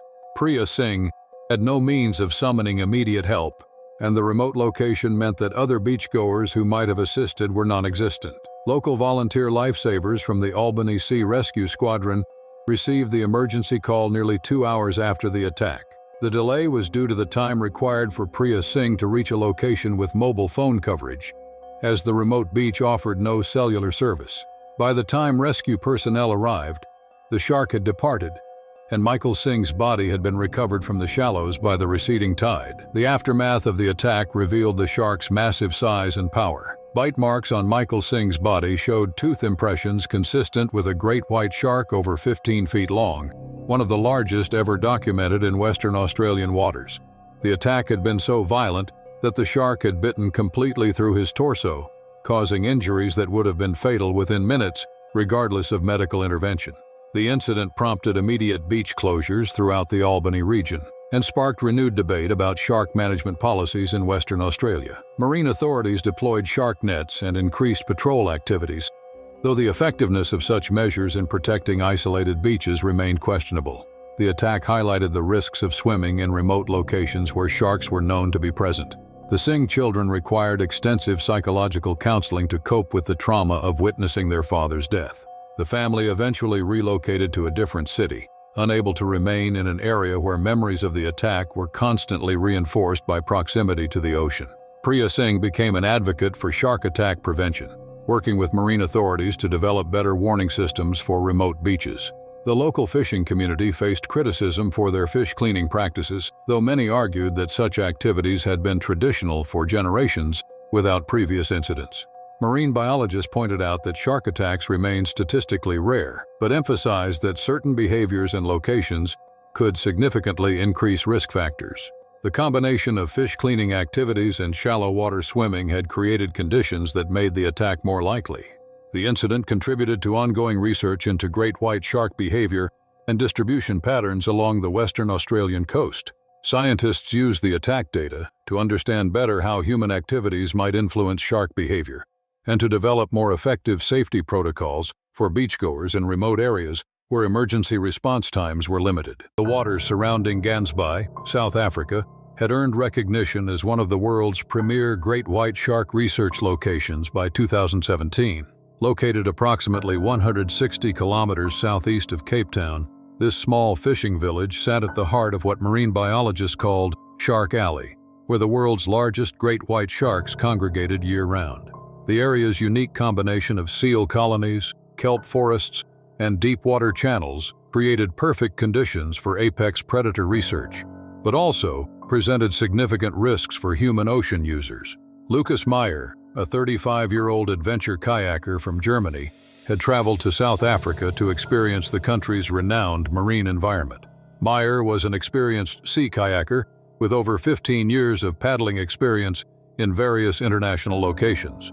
His expertise with sea conditions and marine wildlife had made him somewhat complacent about potential dangers. The morning of July 15, 2017, offered exceptional conditions for sea kayaking, with calm winds, moderate swells, and excellent visibility. Meyer had launched his bright yellow 17-foot sea touring kayak from Kleinby Harbor before dawn, intending to paddle toward Dyer Island to observe the seal colonies and potentially encounter migrating whales. 2 miles offshore, Meyer encountered a pod of common dolphins that approached his kayak with apparent curiosity and swam alongside him for nearly 30 minutes. Marine biologists later theorized that this dolphin encounter may have inadvertently attracted the great white shark that attacked. Great whites follow dolphin pods, hoping to scavenge kills or hunt separated individuals. Great white sharks rely heavily on visual identification when selecting prey, particularly near the surface.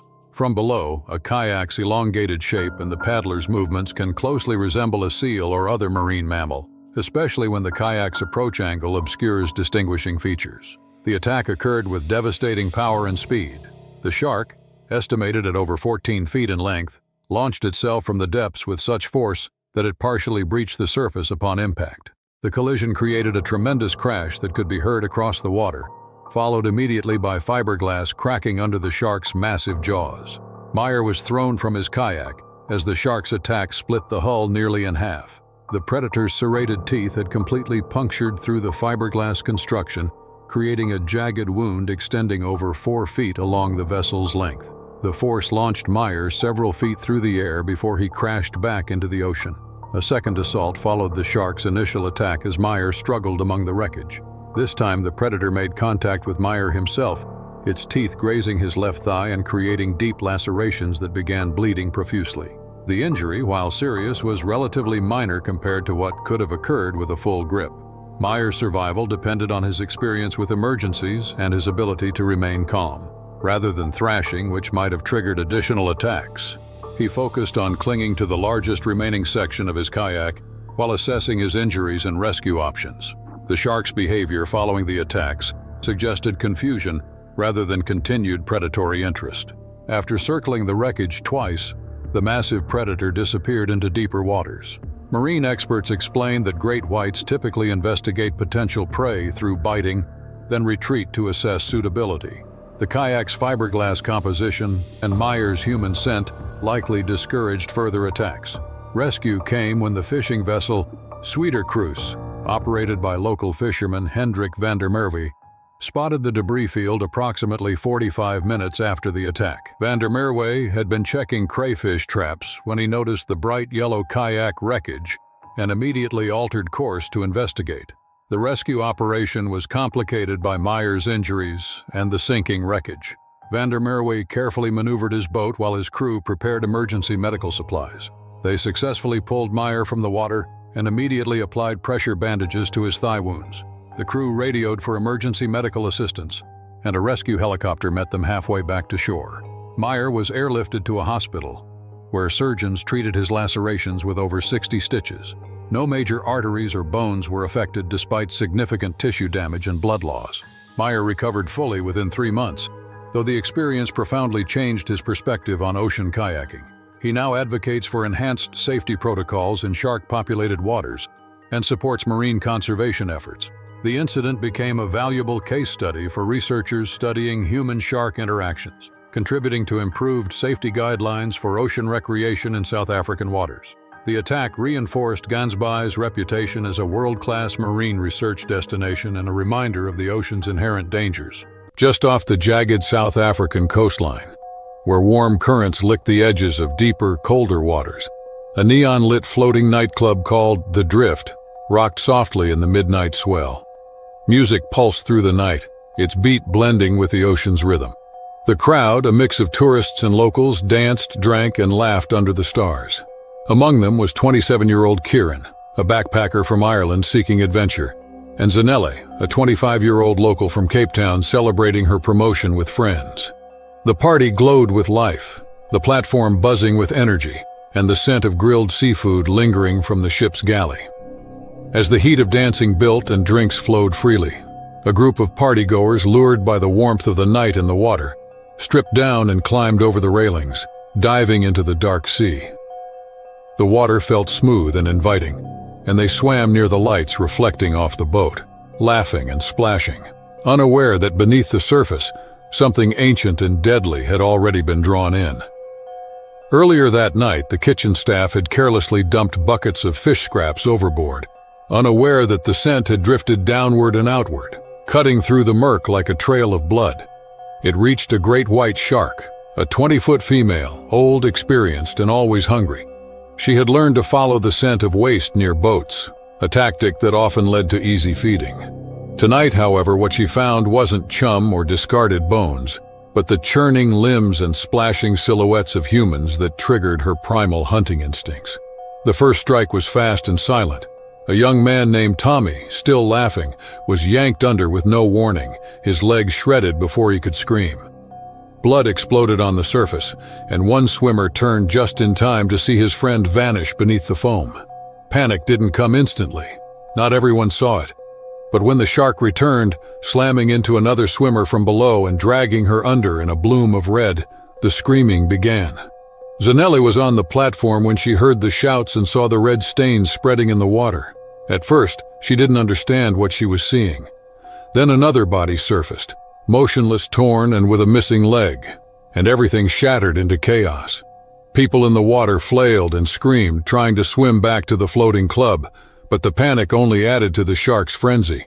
The great white circled back again, charging into the cluster of terrified swimmers with immense force, jaws wide. A man tried to climb onto a floating inflatable tied near the edge, but the shark hit it from below, knocking him back into the water before tearing into his torso. His cries were swallowed by the sound of thrashing and screams. Another girl, only a few feet from the platform, was pulled under by her waist, her arms reaching up before disappearing into darkness. Kieran dove in without thinking, trying to help someone who had been struck, a woman clinging to a piece of foam. But before he could reach her, the shark surged up from beneath and ripped her from the surface, her scream cut off in an instant. Blood and foam sprayed across his face as he froze, legs kicking blindly as he turned and tried to swim back. Above, staff threw ropes and flotation devices, some grabbing wildly at the few who reached the edge. Zanelli and another guest helped pull one man up who was missing part of his arm, his eyes wide and empty with shock. Another woman clung to the steps but couldn't lift herself. As someone reached for her hand, the shark slammed into her side, dragging her back down, leaving only a trail of blood as a reminder she had ever been there. In just minutes, the water had turned from playful to predatory, a swirling red nightmare filled with limbs, bodies, and desperate cries.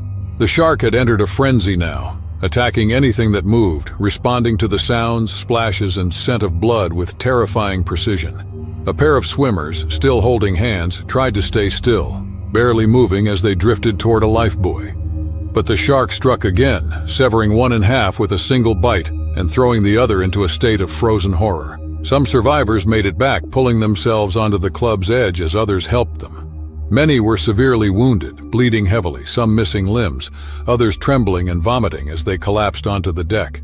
The music had long stopped. The once cheering crowd had turned into a screaming, chaotic mess as people huddled together, unable to understand what had happened. The shark, after a few final passes, disappeared back into the deep, leaving behind 10 dead and several severely injured. Blood slicked the water, spreading around the anchored boat, and silence finally began to settle over the stunned survivors. Emergency services arrived hours later after the nightclub's captain finally got a signal out. Rescue boats and medics pulled up with searchlights cutting through the dark sea. Divers recovered bodies where they could, though several were only partial remains. Survivors were rushed to hospitals, treated for shock, blood loss, and trauma. Authorities cordoned off the area and began reviewing the nightclub's safety measures, focusing on the disposal of waste and the reckless encouragement of nighttime swimming in open water.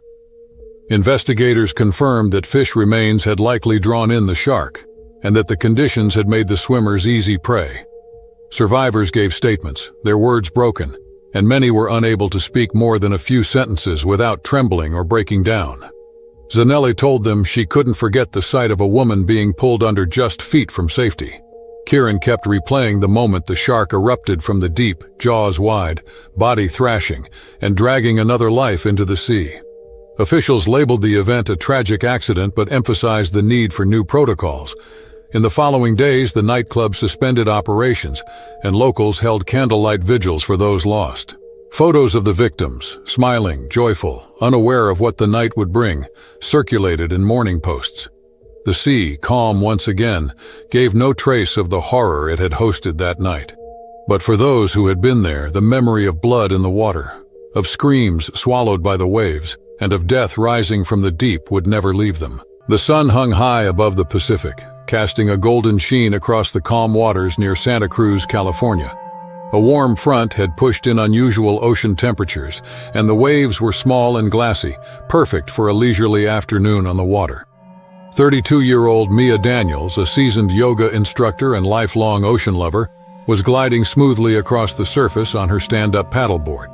She had launched from a familiar cove just south of Steamer Lane, a spot she knew well where she often came for tranquility and balance. Mia's board sliced through the stillness as she shifted her weight with precision, her bare feet gripping the deck, her paddle sweeping gently through the water.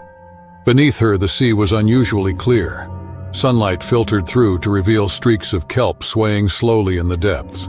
She was unaware that something larger and predatory was moving silently below the surface, rising from the darker blue like a shadow with a mind of its own. 15 feet long, with rows of teeth glinting in the fading light, the great white had likely been drawn close to shore by the warm currents and the scattered presence of sea lions. It had been circling just beneath the thermocline, watching, waiting, its massive frame undetected in the shallows. Then, in a sudden burst of instinct and speed, it surged upward with terrifying force, Without warning, the surface exploded beneath Mia. The board jerked violently as a massive weight slammed into it from below. The shark's jaws clamped down across the rear third of the paddleboard, its head and upper body breaching the water in a single, shocking eruption. Mia was thrown sideways, her paddle flung from her hands, as the board cracked with the sound of splitting fiberglass. Water rushed over her head as she hit the sea, limbs flailing, the cold slamming into her chest like a shockwave. Underwater, she caught a flash of gray and white, the bulk of the shark turning below her. Her foot struck something rough and powerful, the animal's flank, just before it twisted and released the board, sinking back into the depths. Mia surfaced with a gasp, blood already spreading from deep lacerations on her left thigh. Pain radiated from the wound, sharp and hot, and panic set in as she realized the board was half destroyed, floating unevenly nearby, bobbing like driftwood. She kicked hard, desperate to stay above the waterline, her injured leg sending pulses of agony through her with each movement. From the shore, the surfers closest to her had seen the impact, a burst of white water and the unmistakable shape of a great white. Several paddled in her direction, shouting for help, though their voices were lost over the waves. One surfer reached her first, tossing her his longboard and helping her straddle it, her blood trailing behind them in streaks as others closed the distance. Mia clung to the board, breath shallow, heart racing, every muscle tight with fear that the shark would return. She scanned the water constantly, flinching at every flicker of movement below. The seconds felt like hours, but the shark didn't strike again. Still, they all knew it might. They paddled together, moving fast toward shore, guiding the leaking woman across the swells as her blood painted the ocean behind them. On the sand, paramedics rushed to meet them. Mia was lifted onto a stretcher, her leg bandaged tightly as blood soaked through the gauze. She drifted in and out of consciousness, her body trembling from blood loss and shock. The wounds were deep, muscle torn, skin shredded, but the femoral artery had been narrowly missed. Doctors later said she was lucky, a few inches in either direction, and she wouldn't have made it to shore. The community responded with a mix of awe and horror. Shark attacks weren't unheard of in Northern California, but this was different. A broad daylight assault just a few hundred yards off a popular beach, with no seals in sight and no signs of struggle beforehand. Marine biologists pointed to rising sea temperatures, which had pulled baitfish and larger predators closer to the coast. The shark's behavior, they said, might have been a case of mistaken identity or a defensive reaction triggered by confusion and heat stress. Mia spent weeks recovering, her legs stitched and stapled in places, her muscles bruised and weakened. The scars would stay with her, both on her skin and in her mind. She found herself flinching at sudden movements, haunted by the split-second moment when the sea beneath her had erupted into chaos. But she also refused to let the fear keep her from the ocean entirely. She returned to the beach slowly, first just to sit and watch, then later to wade in at ankle depth. Friends and students gathered to support her, stunned by her survival and inspired by her refusal to stay away. She spoke often about the fragility of control, how quickly serenity could collapse into danger, and how little warning nature sometimes gave. The shattered paddleboard was never repaired. Mia kept the pieces, storing them in her garage like relics from a different life. Her paddle was recovered days later, floating near a kelp bed with teeth marks visible in the shaft. She hung it on her studio wall, not as a warning, but as a reminder of the sea's power, of her own will to survive, and of the quiet strength that had carried her through panic, blood, and pain. The shark was never seen again, though surfers and swimmers remained cautious for weeks. Lifeguards set new rules, warning paddlers not to venture too far alone. But the water still called to many, as it always had. For Mia, the ocean wasn't just a place of peace anymore. It was a place of memory, risk, and resilience. She would always feel the weight of those jaws below her, the sudden drag toward the deep, and the desperate fight to reach the light again. The sun hung low over a peaceful stretch of the California coastline, casting long reflections across the calm, glassy surf. The cove, known mostly to locals, rarely saw crowds, especially on weekday afternoons. It was a place where the sea met the sand gently, the waves barely lapping at the feet of beachgoers who wandered the shallows. Among them was 27-year-old Emma Lewis, a wildlife photography student spending her summer break visiting lesser-known beaches and exploring marine life along the coast. She had always admired ocean creatures from afar, quiet, observant, respectful of their space, until that one strange day when curiosity overrode caution. Emma had been walking along the shoreline barefoot, camera dangling from her shoulder, when she noticed something unusual in the water just a few feet ahead.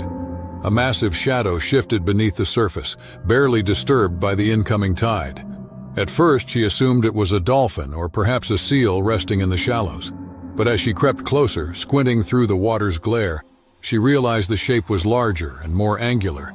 The broad snout, the heavy body, and the visible dorsal fin identified it unmistakably. A great white shark, unusually close to shore and perfectly still. It was over 10 feet long, lying half submerged in the waist-deep water, its tail gently stirring sand as it breathed. Emma hesitated. No one else seemed to notice it. A few sunbathers were farther up the beach, talking and eating, unaware of the massive predator resting in their midst. She knew sharks sometimes entered shallow water, but this close? This still? It looked peaceful, almost asleep. Driven by awe and what she would later admit was a reckless impulse, Emma waded slowly into the water, careful not to make sudden movements. Her camera stayed slung and untouched, forgotten in the heat of the moment. She moved closer, step by deliberate step, water rising to her thighs as the shark's massive shape became clearer. It didn't move. It didn't even seem to notice her. She raised her hand slowly and reached out, fingers shaking as they neared the shark's skin. She touched it. The skin felt rough and firm beneath her fingertips, cool and textured like sandpaper stretched over steel. For one brief second, she felt only wonder. Then the shark moved. With terrifying speed, the great white twisted in the water, its head surging upward in a sudden arc, jaws parting in a flash of pale muscle and black eyes. Emma barely saw it coming. The shark's snout broke the surface, and in one explosive motion, it clamped down on her forearm with tremendous force. Her scream was instant and sharp, drowned partially by the splash and the crash of her fall. The pain was immediate, sharp, tearing, hot, and she felt the immense pressure crush into her bones before the shark let go. It wasn't a full bite, more of a warning snap, but it had torn through skin and muscle, leaving her arm ripped and blood pouring into the surf. Emma thrashed in panic, pushing against the sand with her good arm as the water turned pink around her. The shark, perhaps startled or confused, didn't pursue.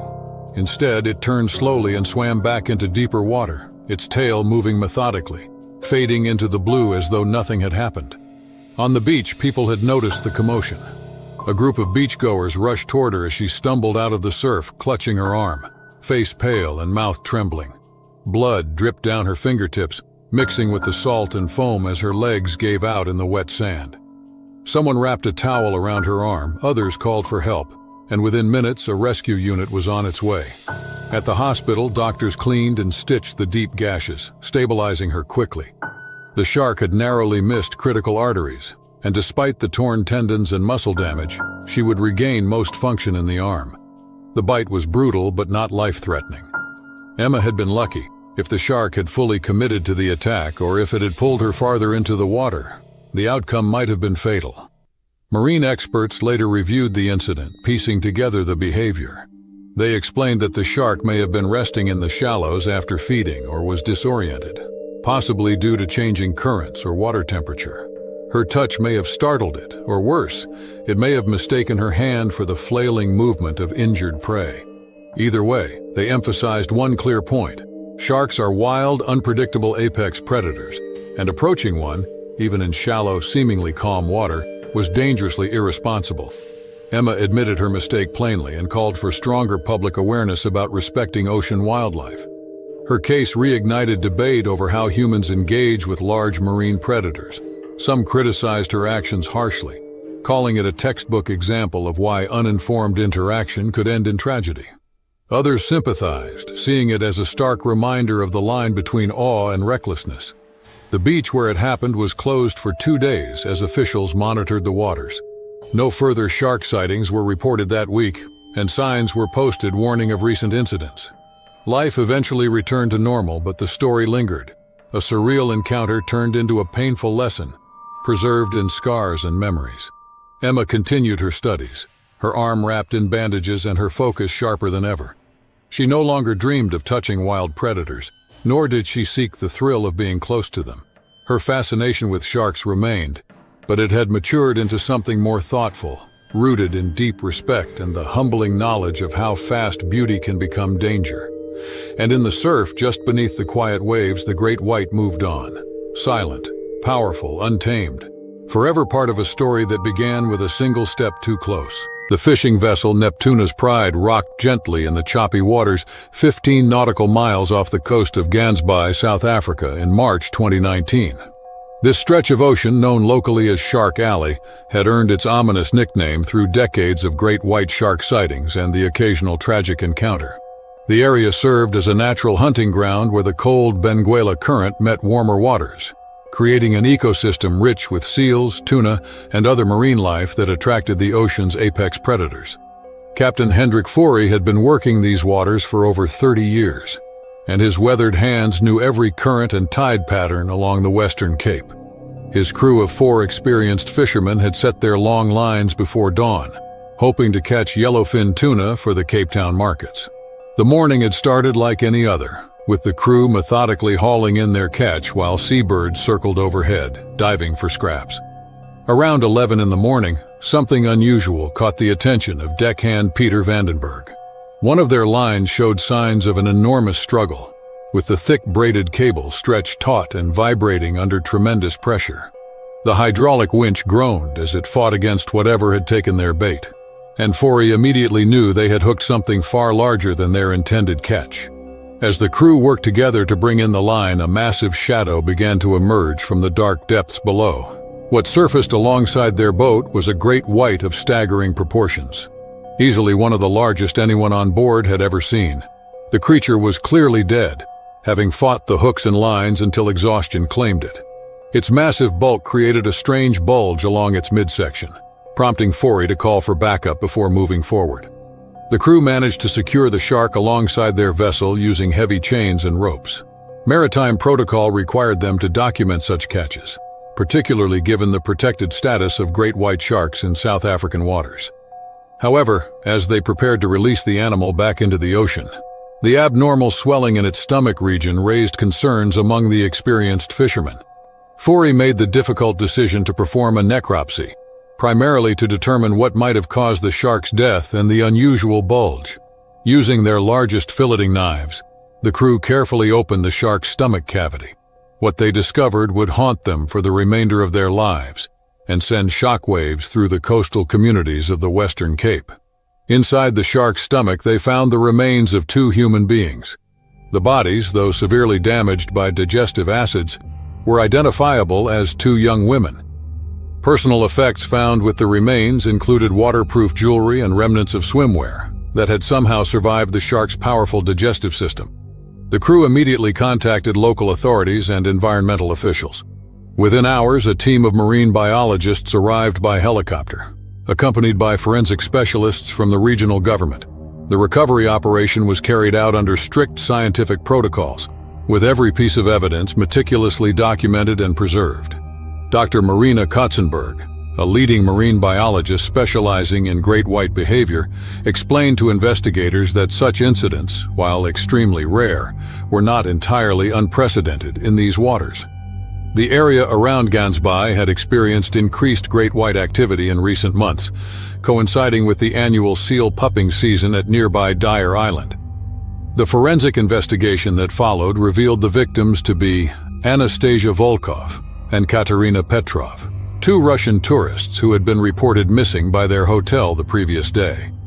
The women, both in their early 20s, had been staying at a guest house in Hermanus and had decided to go swimming at a secluded beach known for its seal colony, despite warnings from locals about the dangers during pupping season. Witnesses from the nearby beach later reported seeing the women enter the water around sunset, a time when great whites typically hunt in the shallows.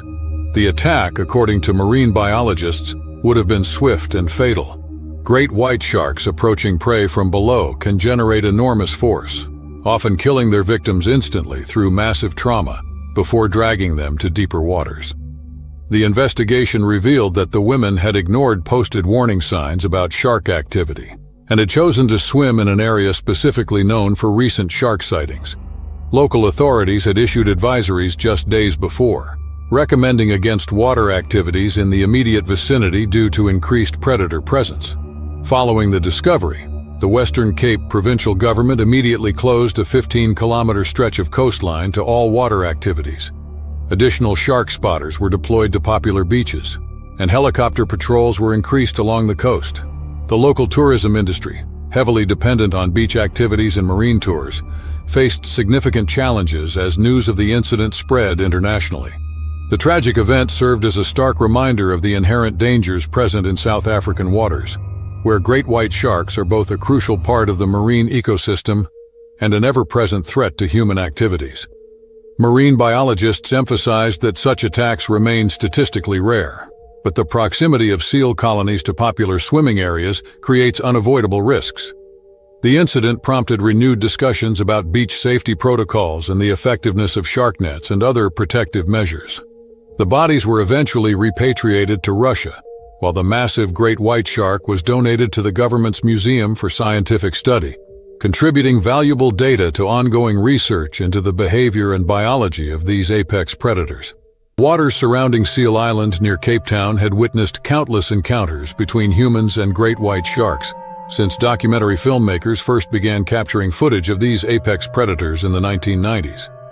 In April 2015, this small rocky outcrop, barely 200 meters long, continued to serve as one of the world's premier locations for shark research and filming. The island's massive seal colony, numbering over 60,000 individuals, created an irresistible hunting ground for great whites during the winter months when seals were most vulnerable. James Porter, a 34-year-old underwater cinematographer from California, had spent the better part of a decade filming marine predators in some of the world's most dangerous waters. His portfolio included collaborations with several major international documentary networks, making him one of the most sought-after specialists in his field. Porter's reputation for capturing stunning footage while maintaining strict safety protocols had earned him the respect of both colleagues and the marine biology community.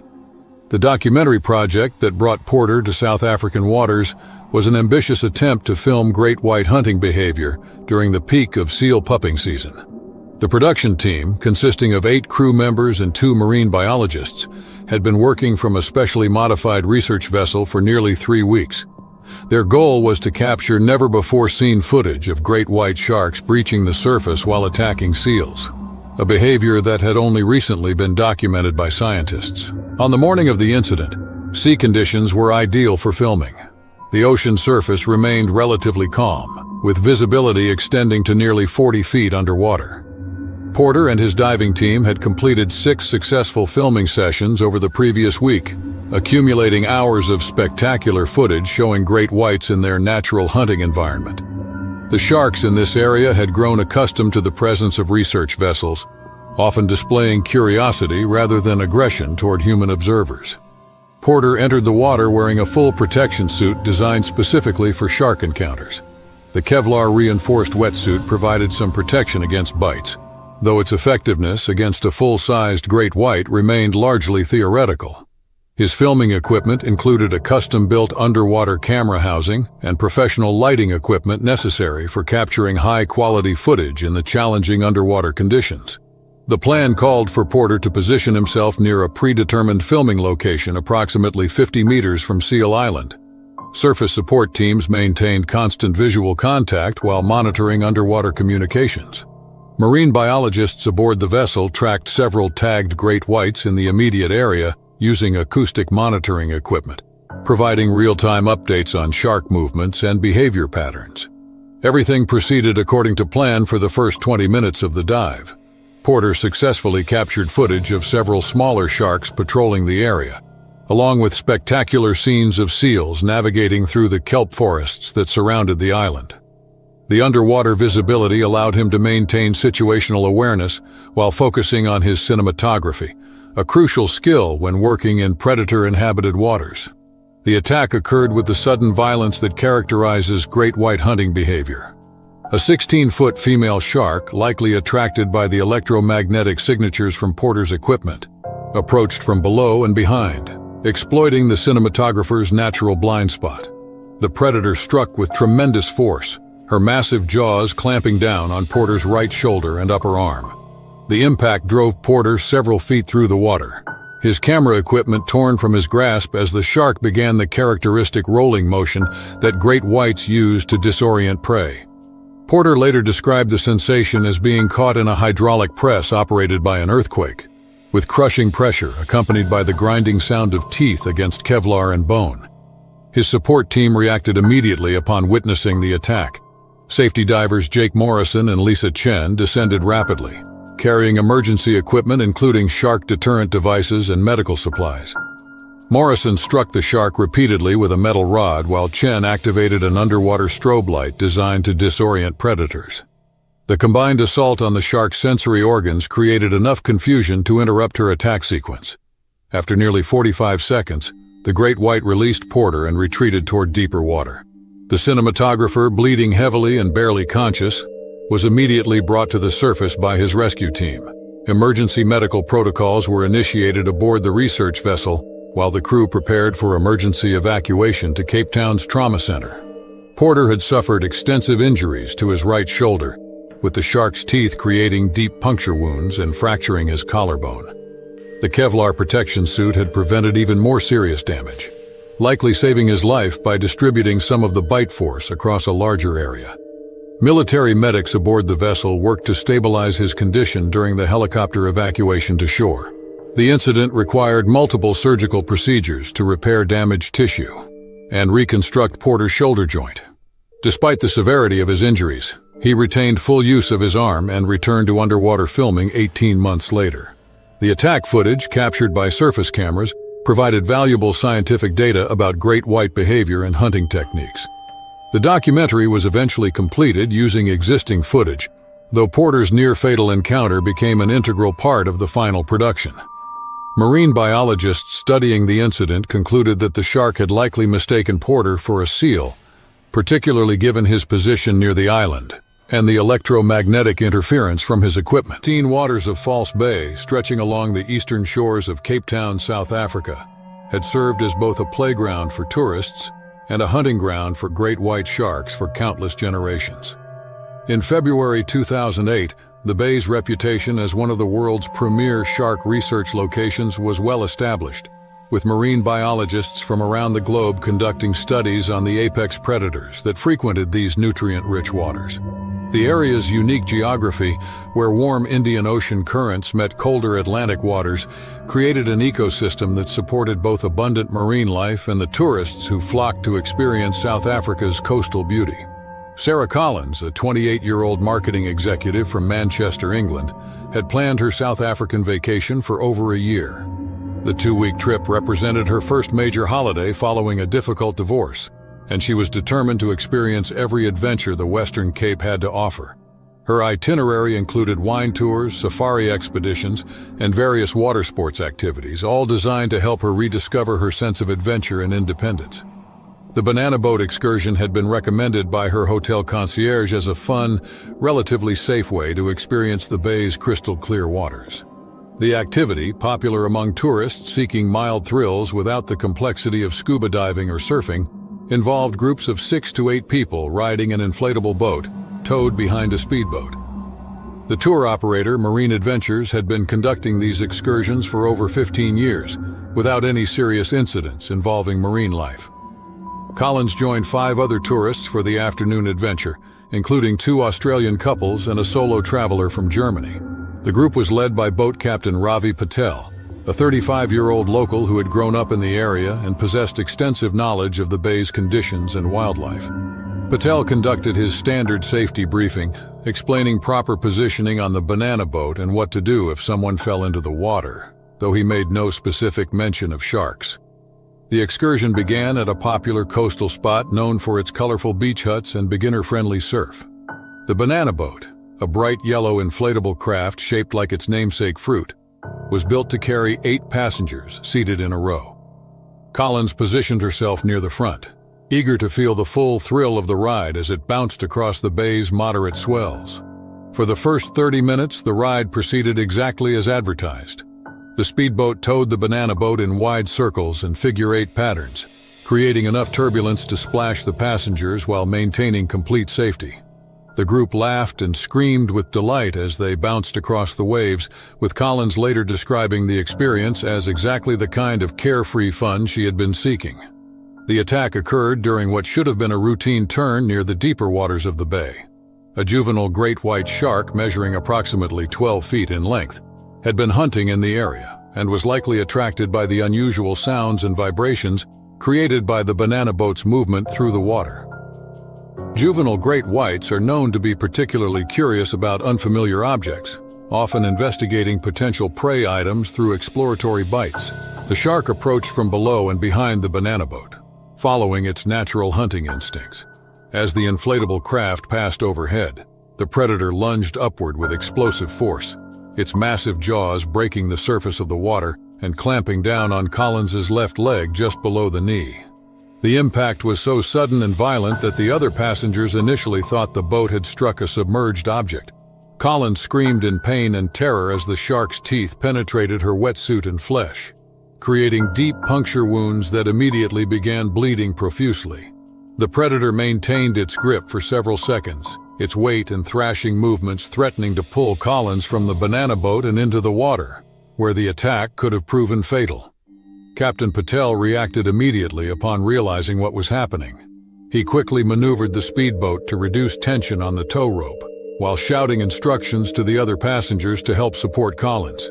The German tourist, Klaus Weber, grabbed Collins around the waist and pulled her toward the center of the banana boat, while the Australian couple worked to stabilize the inflatable craft. The shark released its grip after approximately 10 seconds, likely discouraged by the unusual texture and taste of the wetsuit material and the continued movement of its target. The predator disappeared back into the depths, leaving Collins injured but alive, supported by her fellow passengers as Captain Patel initiated emergency procedures. The journey back to shore took nearly 15 minutes, during which Collins remained conscious but in severe pain. Her fellow passengers used towels and clothing to create makeshift bandages, applying pressure to the wounds to control bleeding. Patel radioed ahead to emergency services, ensuring that paramedics and medical personnel would be waiting at the harbor. Collins was immediately transported to a trauma center, where surgeons worked to clean and repair the puncture wounds in her leg. The shark's teeth had created 8 distinct puncture marks, but had not severed any major arteries or broken bones. The thickness of her wetsuit had likely prevented more serious damage, distributing some of the bite force across a larger area. The incident made international headlines, particularly in the United Kingdom, where Collins's story was featured in major newspapers and television programs. Marine biologists who studied the attack concluded that it was likely a case of mistaken identity, with the juvenile shark investigating what it perceived as a potential prey item rather than launching a deliberate attack on a human. Collins recovered fully from her injuries within 3 months, though she bore permanent scars from her encounter with one of the ocean's most formidable predators. She later became an advocate for shark conservation, using her experience to educate others about the importance of protecting these apex predators while respecting their natural habitat. The Black Sea resort city of Sochi, Russia, had always prided itself on its pristine marine attractions. In 2019, the newly renovated Riviera Dolphinarium stood as one of the crown jewels of the city's entertainment district, drawing thousands of visitors each summer to witness the spectacular performances of its resident bottlenose dolphins. The facility, which had undergone extensive renovations following the 2014 Winter Olympics, boasted state-of-the-art pools and safety equipment that management claimed were among the most advanced in Eastern Europe. Nina Park had been working at the Dolphinarium for nearly 8 years, having started as an assistant trainer fresh out of marine biology school in Moscow. Her colleagues often remarked that she possessed an almost supernatural ability to connect with the dolphins, understanding their moods and behaviors in ways that seemed to transcend typical human-animal communication. The 32-year-old trainer had developed particularly strong bonds with the facility's 4 adult dolphins, especially with Maxim, a massive male who had been rescued as a calf from the Mediterranean and had grown to become the star of the evening shows. On the morning of September 15th, Nina arrived at the facility earlier than usual, intending to conduct individual training sessions with each dolphin before the afternoon tourist crowds arrived. The weather was perfect for outdoor pool work, with calm conditions and crystal-clear water allowing optimal visibility during training exercises. She had planned to work on new behavioral sequences with Maxim, preparing for the upcoming autumn show season that would feature more complex routines designed to impress the dwindling tourist numbers. Nina began her session by entering the main performance pool, where Maxim waited in the deeper section. She carried her usual training equipment, a whistle, a bucket of fish rewards, and a waterproof clipboard for noting behavioral observations. The routine started normally, with Maxime responding enthusiastically to her commands and performing the familiar jumps and spins that had made him famous among regular visitors. Nina felt confident about introducing the new sequence she had been developing, which involved more complex underwater interactions between the trainer and the dolphin. The trouble began when Nina decided to work on a routine that required her to swim alongside Maxim in the deeper portion of the pool. She had performed similar exercises countless times before, but something seemed different about the dolphin's demeanor that morning. His usual playful clicking sounds had taken on a more aggressive tone, and his movements appeared more erratic than normal. Nina later told investigators that she had noticed these warning signs, but had dismissed them as typical pre-performance excitement. As Nina treaded water near the pool's center, preparing to guide Maxim through a synchronized swimming sequence, the dolphin suddenly changed direction. Instead of following the planned route, Maxim accelerated directly toward her with an intensity that immediately triggered her survival instincts. Before she could react or signal for him to stop, the 800-pound marine mammal collided with her, his powerful jaws clamping down on her left forearm with crushing force. The attack was unlike anything Nina had experienced while working with marine mammals. Maxim's grip was relentless, and he began to shake his head violently from side to side, a behavior typically associated with how dolphins stun their prey in the wild. Nina felt the bones in her arm grinding against each other as the dolphin's conical teeth penetrated her wetsuit and flesh. The pain was immediate and overwhelming, but her training kicked in as she attempted to remain calm and avoid sudden movements that might further agitate the animal. Maxim's decision to drag Nina toward the deeper end of the pool made the situation truly terrifying. Using his powerful tail, he pulled her underwater while maintaining his grip on her arm. Nina found herself in a desperate struggle for air as the dolphin repeatedly dove and surfaced, each time taking her further from the pool's edge, where she might have been able to call for help. She later described the experience as feeling trapped in a washing machine, operated by a creature that possessed both incredible intelligence and terrifying strength. Nina's survival instincts told her to fight back, but her professional knowledge warned her that aggressive resistance might escalate the attack. She attempted to use her free hand to gently touch Maxim's rostrum, a technique that had sometimes worked to calm agitated dolphins in the past. However, the dolphin seemed beyond reasoning, continuing his assault with what Nina described as methodical determination.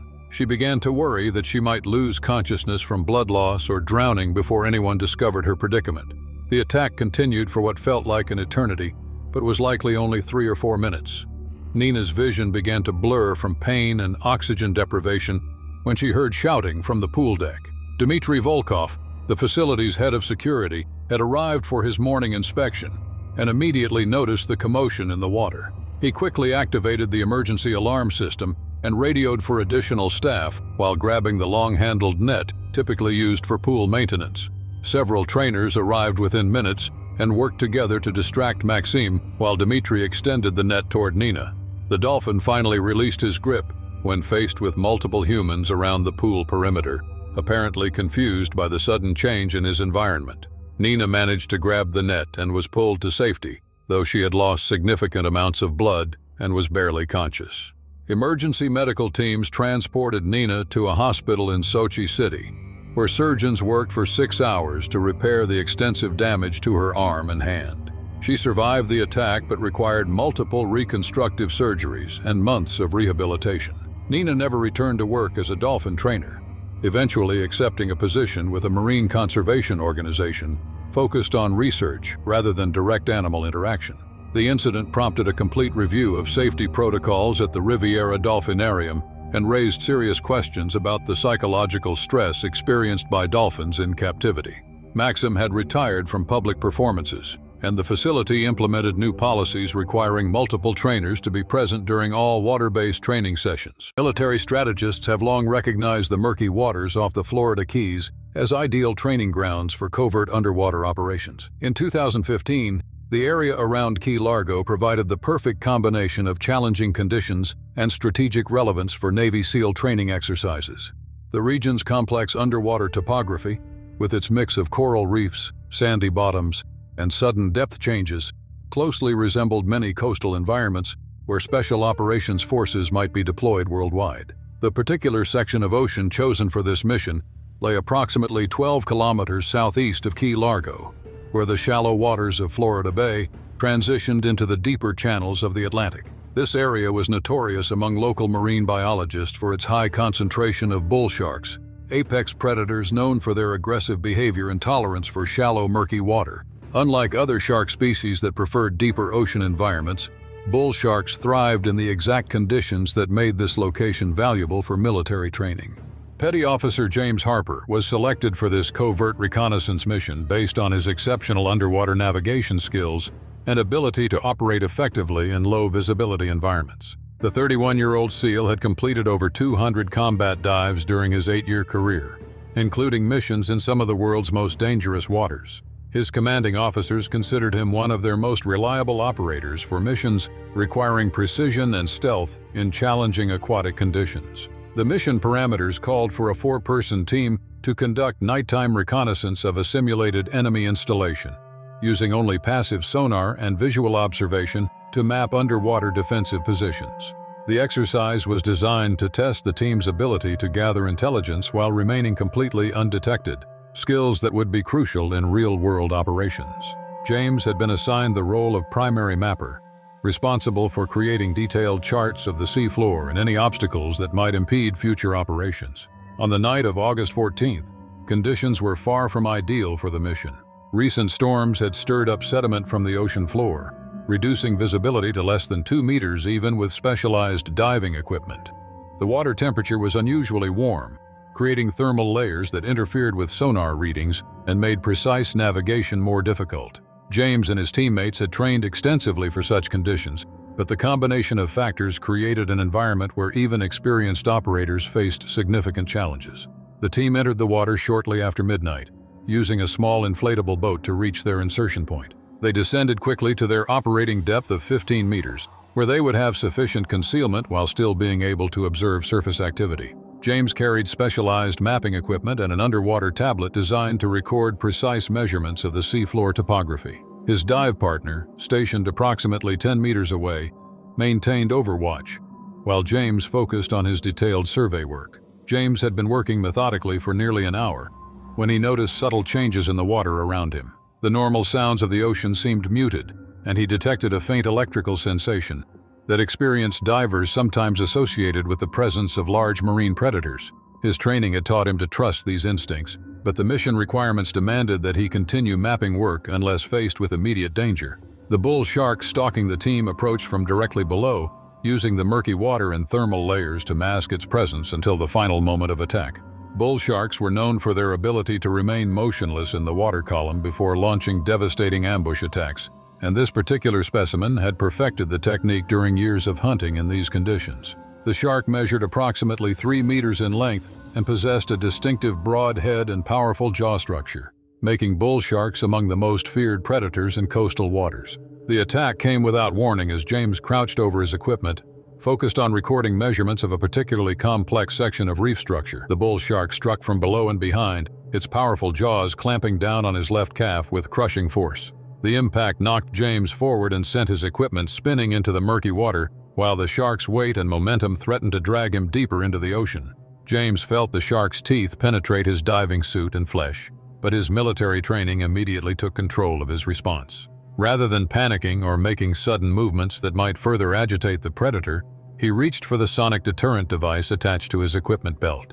These devices, designed specifically for military divers operating in shark-infested waters, emitted high-frequency sound pulses that could disorient predators and provide opportunities for escape. His dive partner, alerted by James's sudden movement and the cloud of blood spreading through the water, immediately activated his deterrent device while signaling for emergency ascent. The combined sonic pulses created a wall of sound that confused the bull shark and caused it to release its grip on James's leg. The predator circled briefly before disappearing into the murky depths, apparently deciding that the strange sounds represented a threat rather than an opportunity. The team executed their emergency ascent procedures flawlessly, despite James's injury and the compromised mission status. They reached the surface within minutes and activated their emergency beacon to summon a medical evacuation. James remained conscious throughout the ordeal, though he had lost significant blood and was experiencing severe pain from the puncture wounds and tissue damage. Military medical personnel airlifted James to a specialized trauma facility in Miami, where surgeons worked to repair the damage to his calf muscle and treat the deep puncture wounds. The attack had missed major arteries, but the bull shark's powerful bite had caused extensive soft tissue damage that would require months of rehabilitation. James eventually fully recovered and returned to active duty, though he never again volunteered for missions in bull shark territory. The incident prompted a comprehensive review of safety protocols for underwater military operations in predator-rich environments. This led to improved deterrent systems and modified training procedures that better prepared special operations personnel for encounters with marine predators.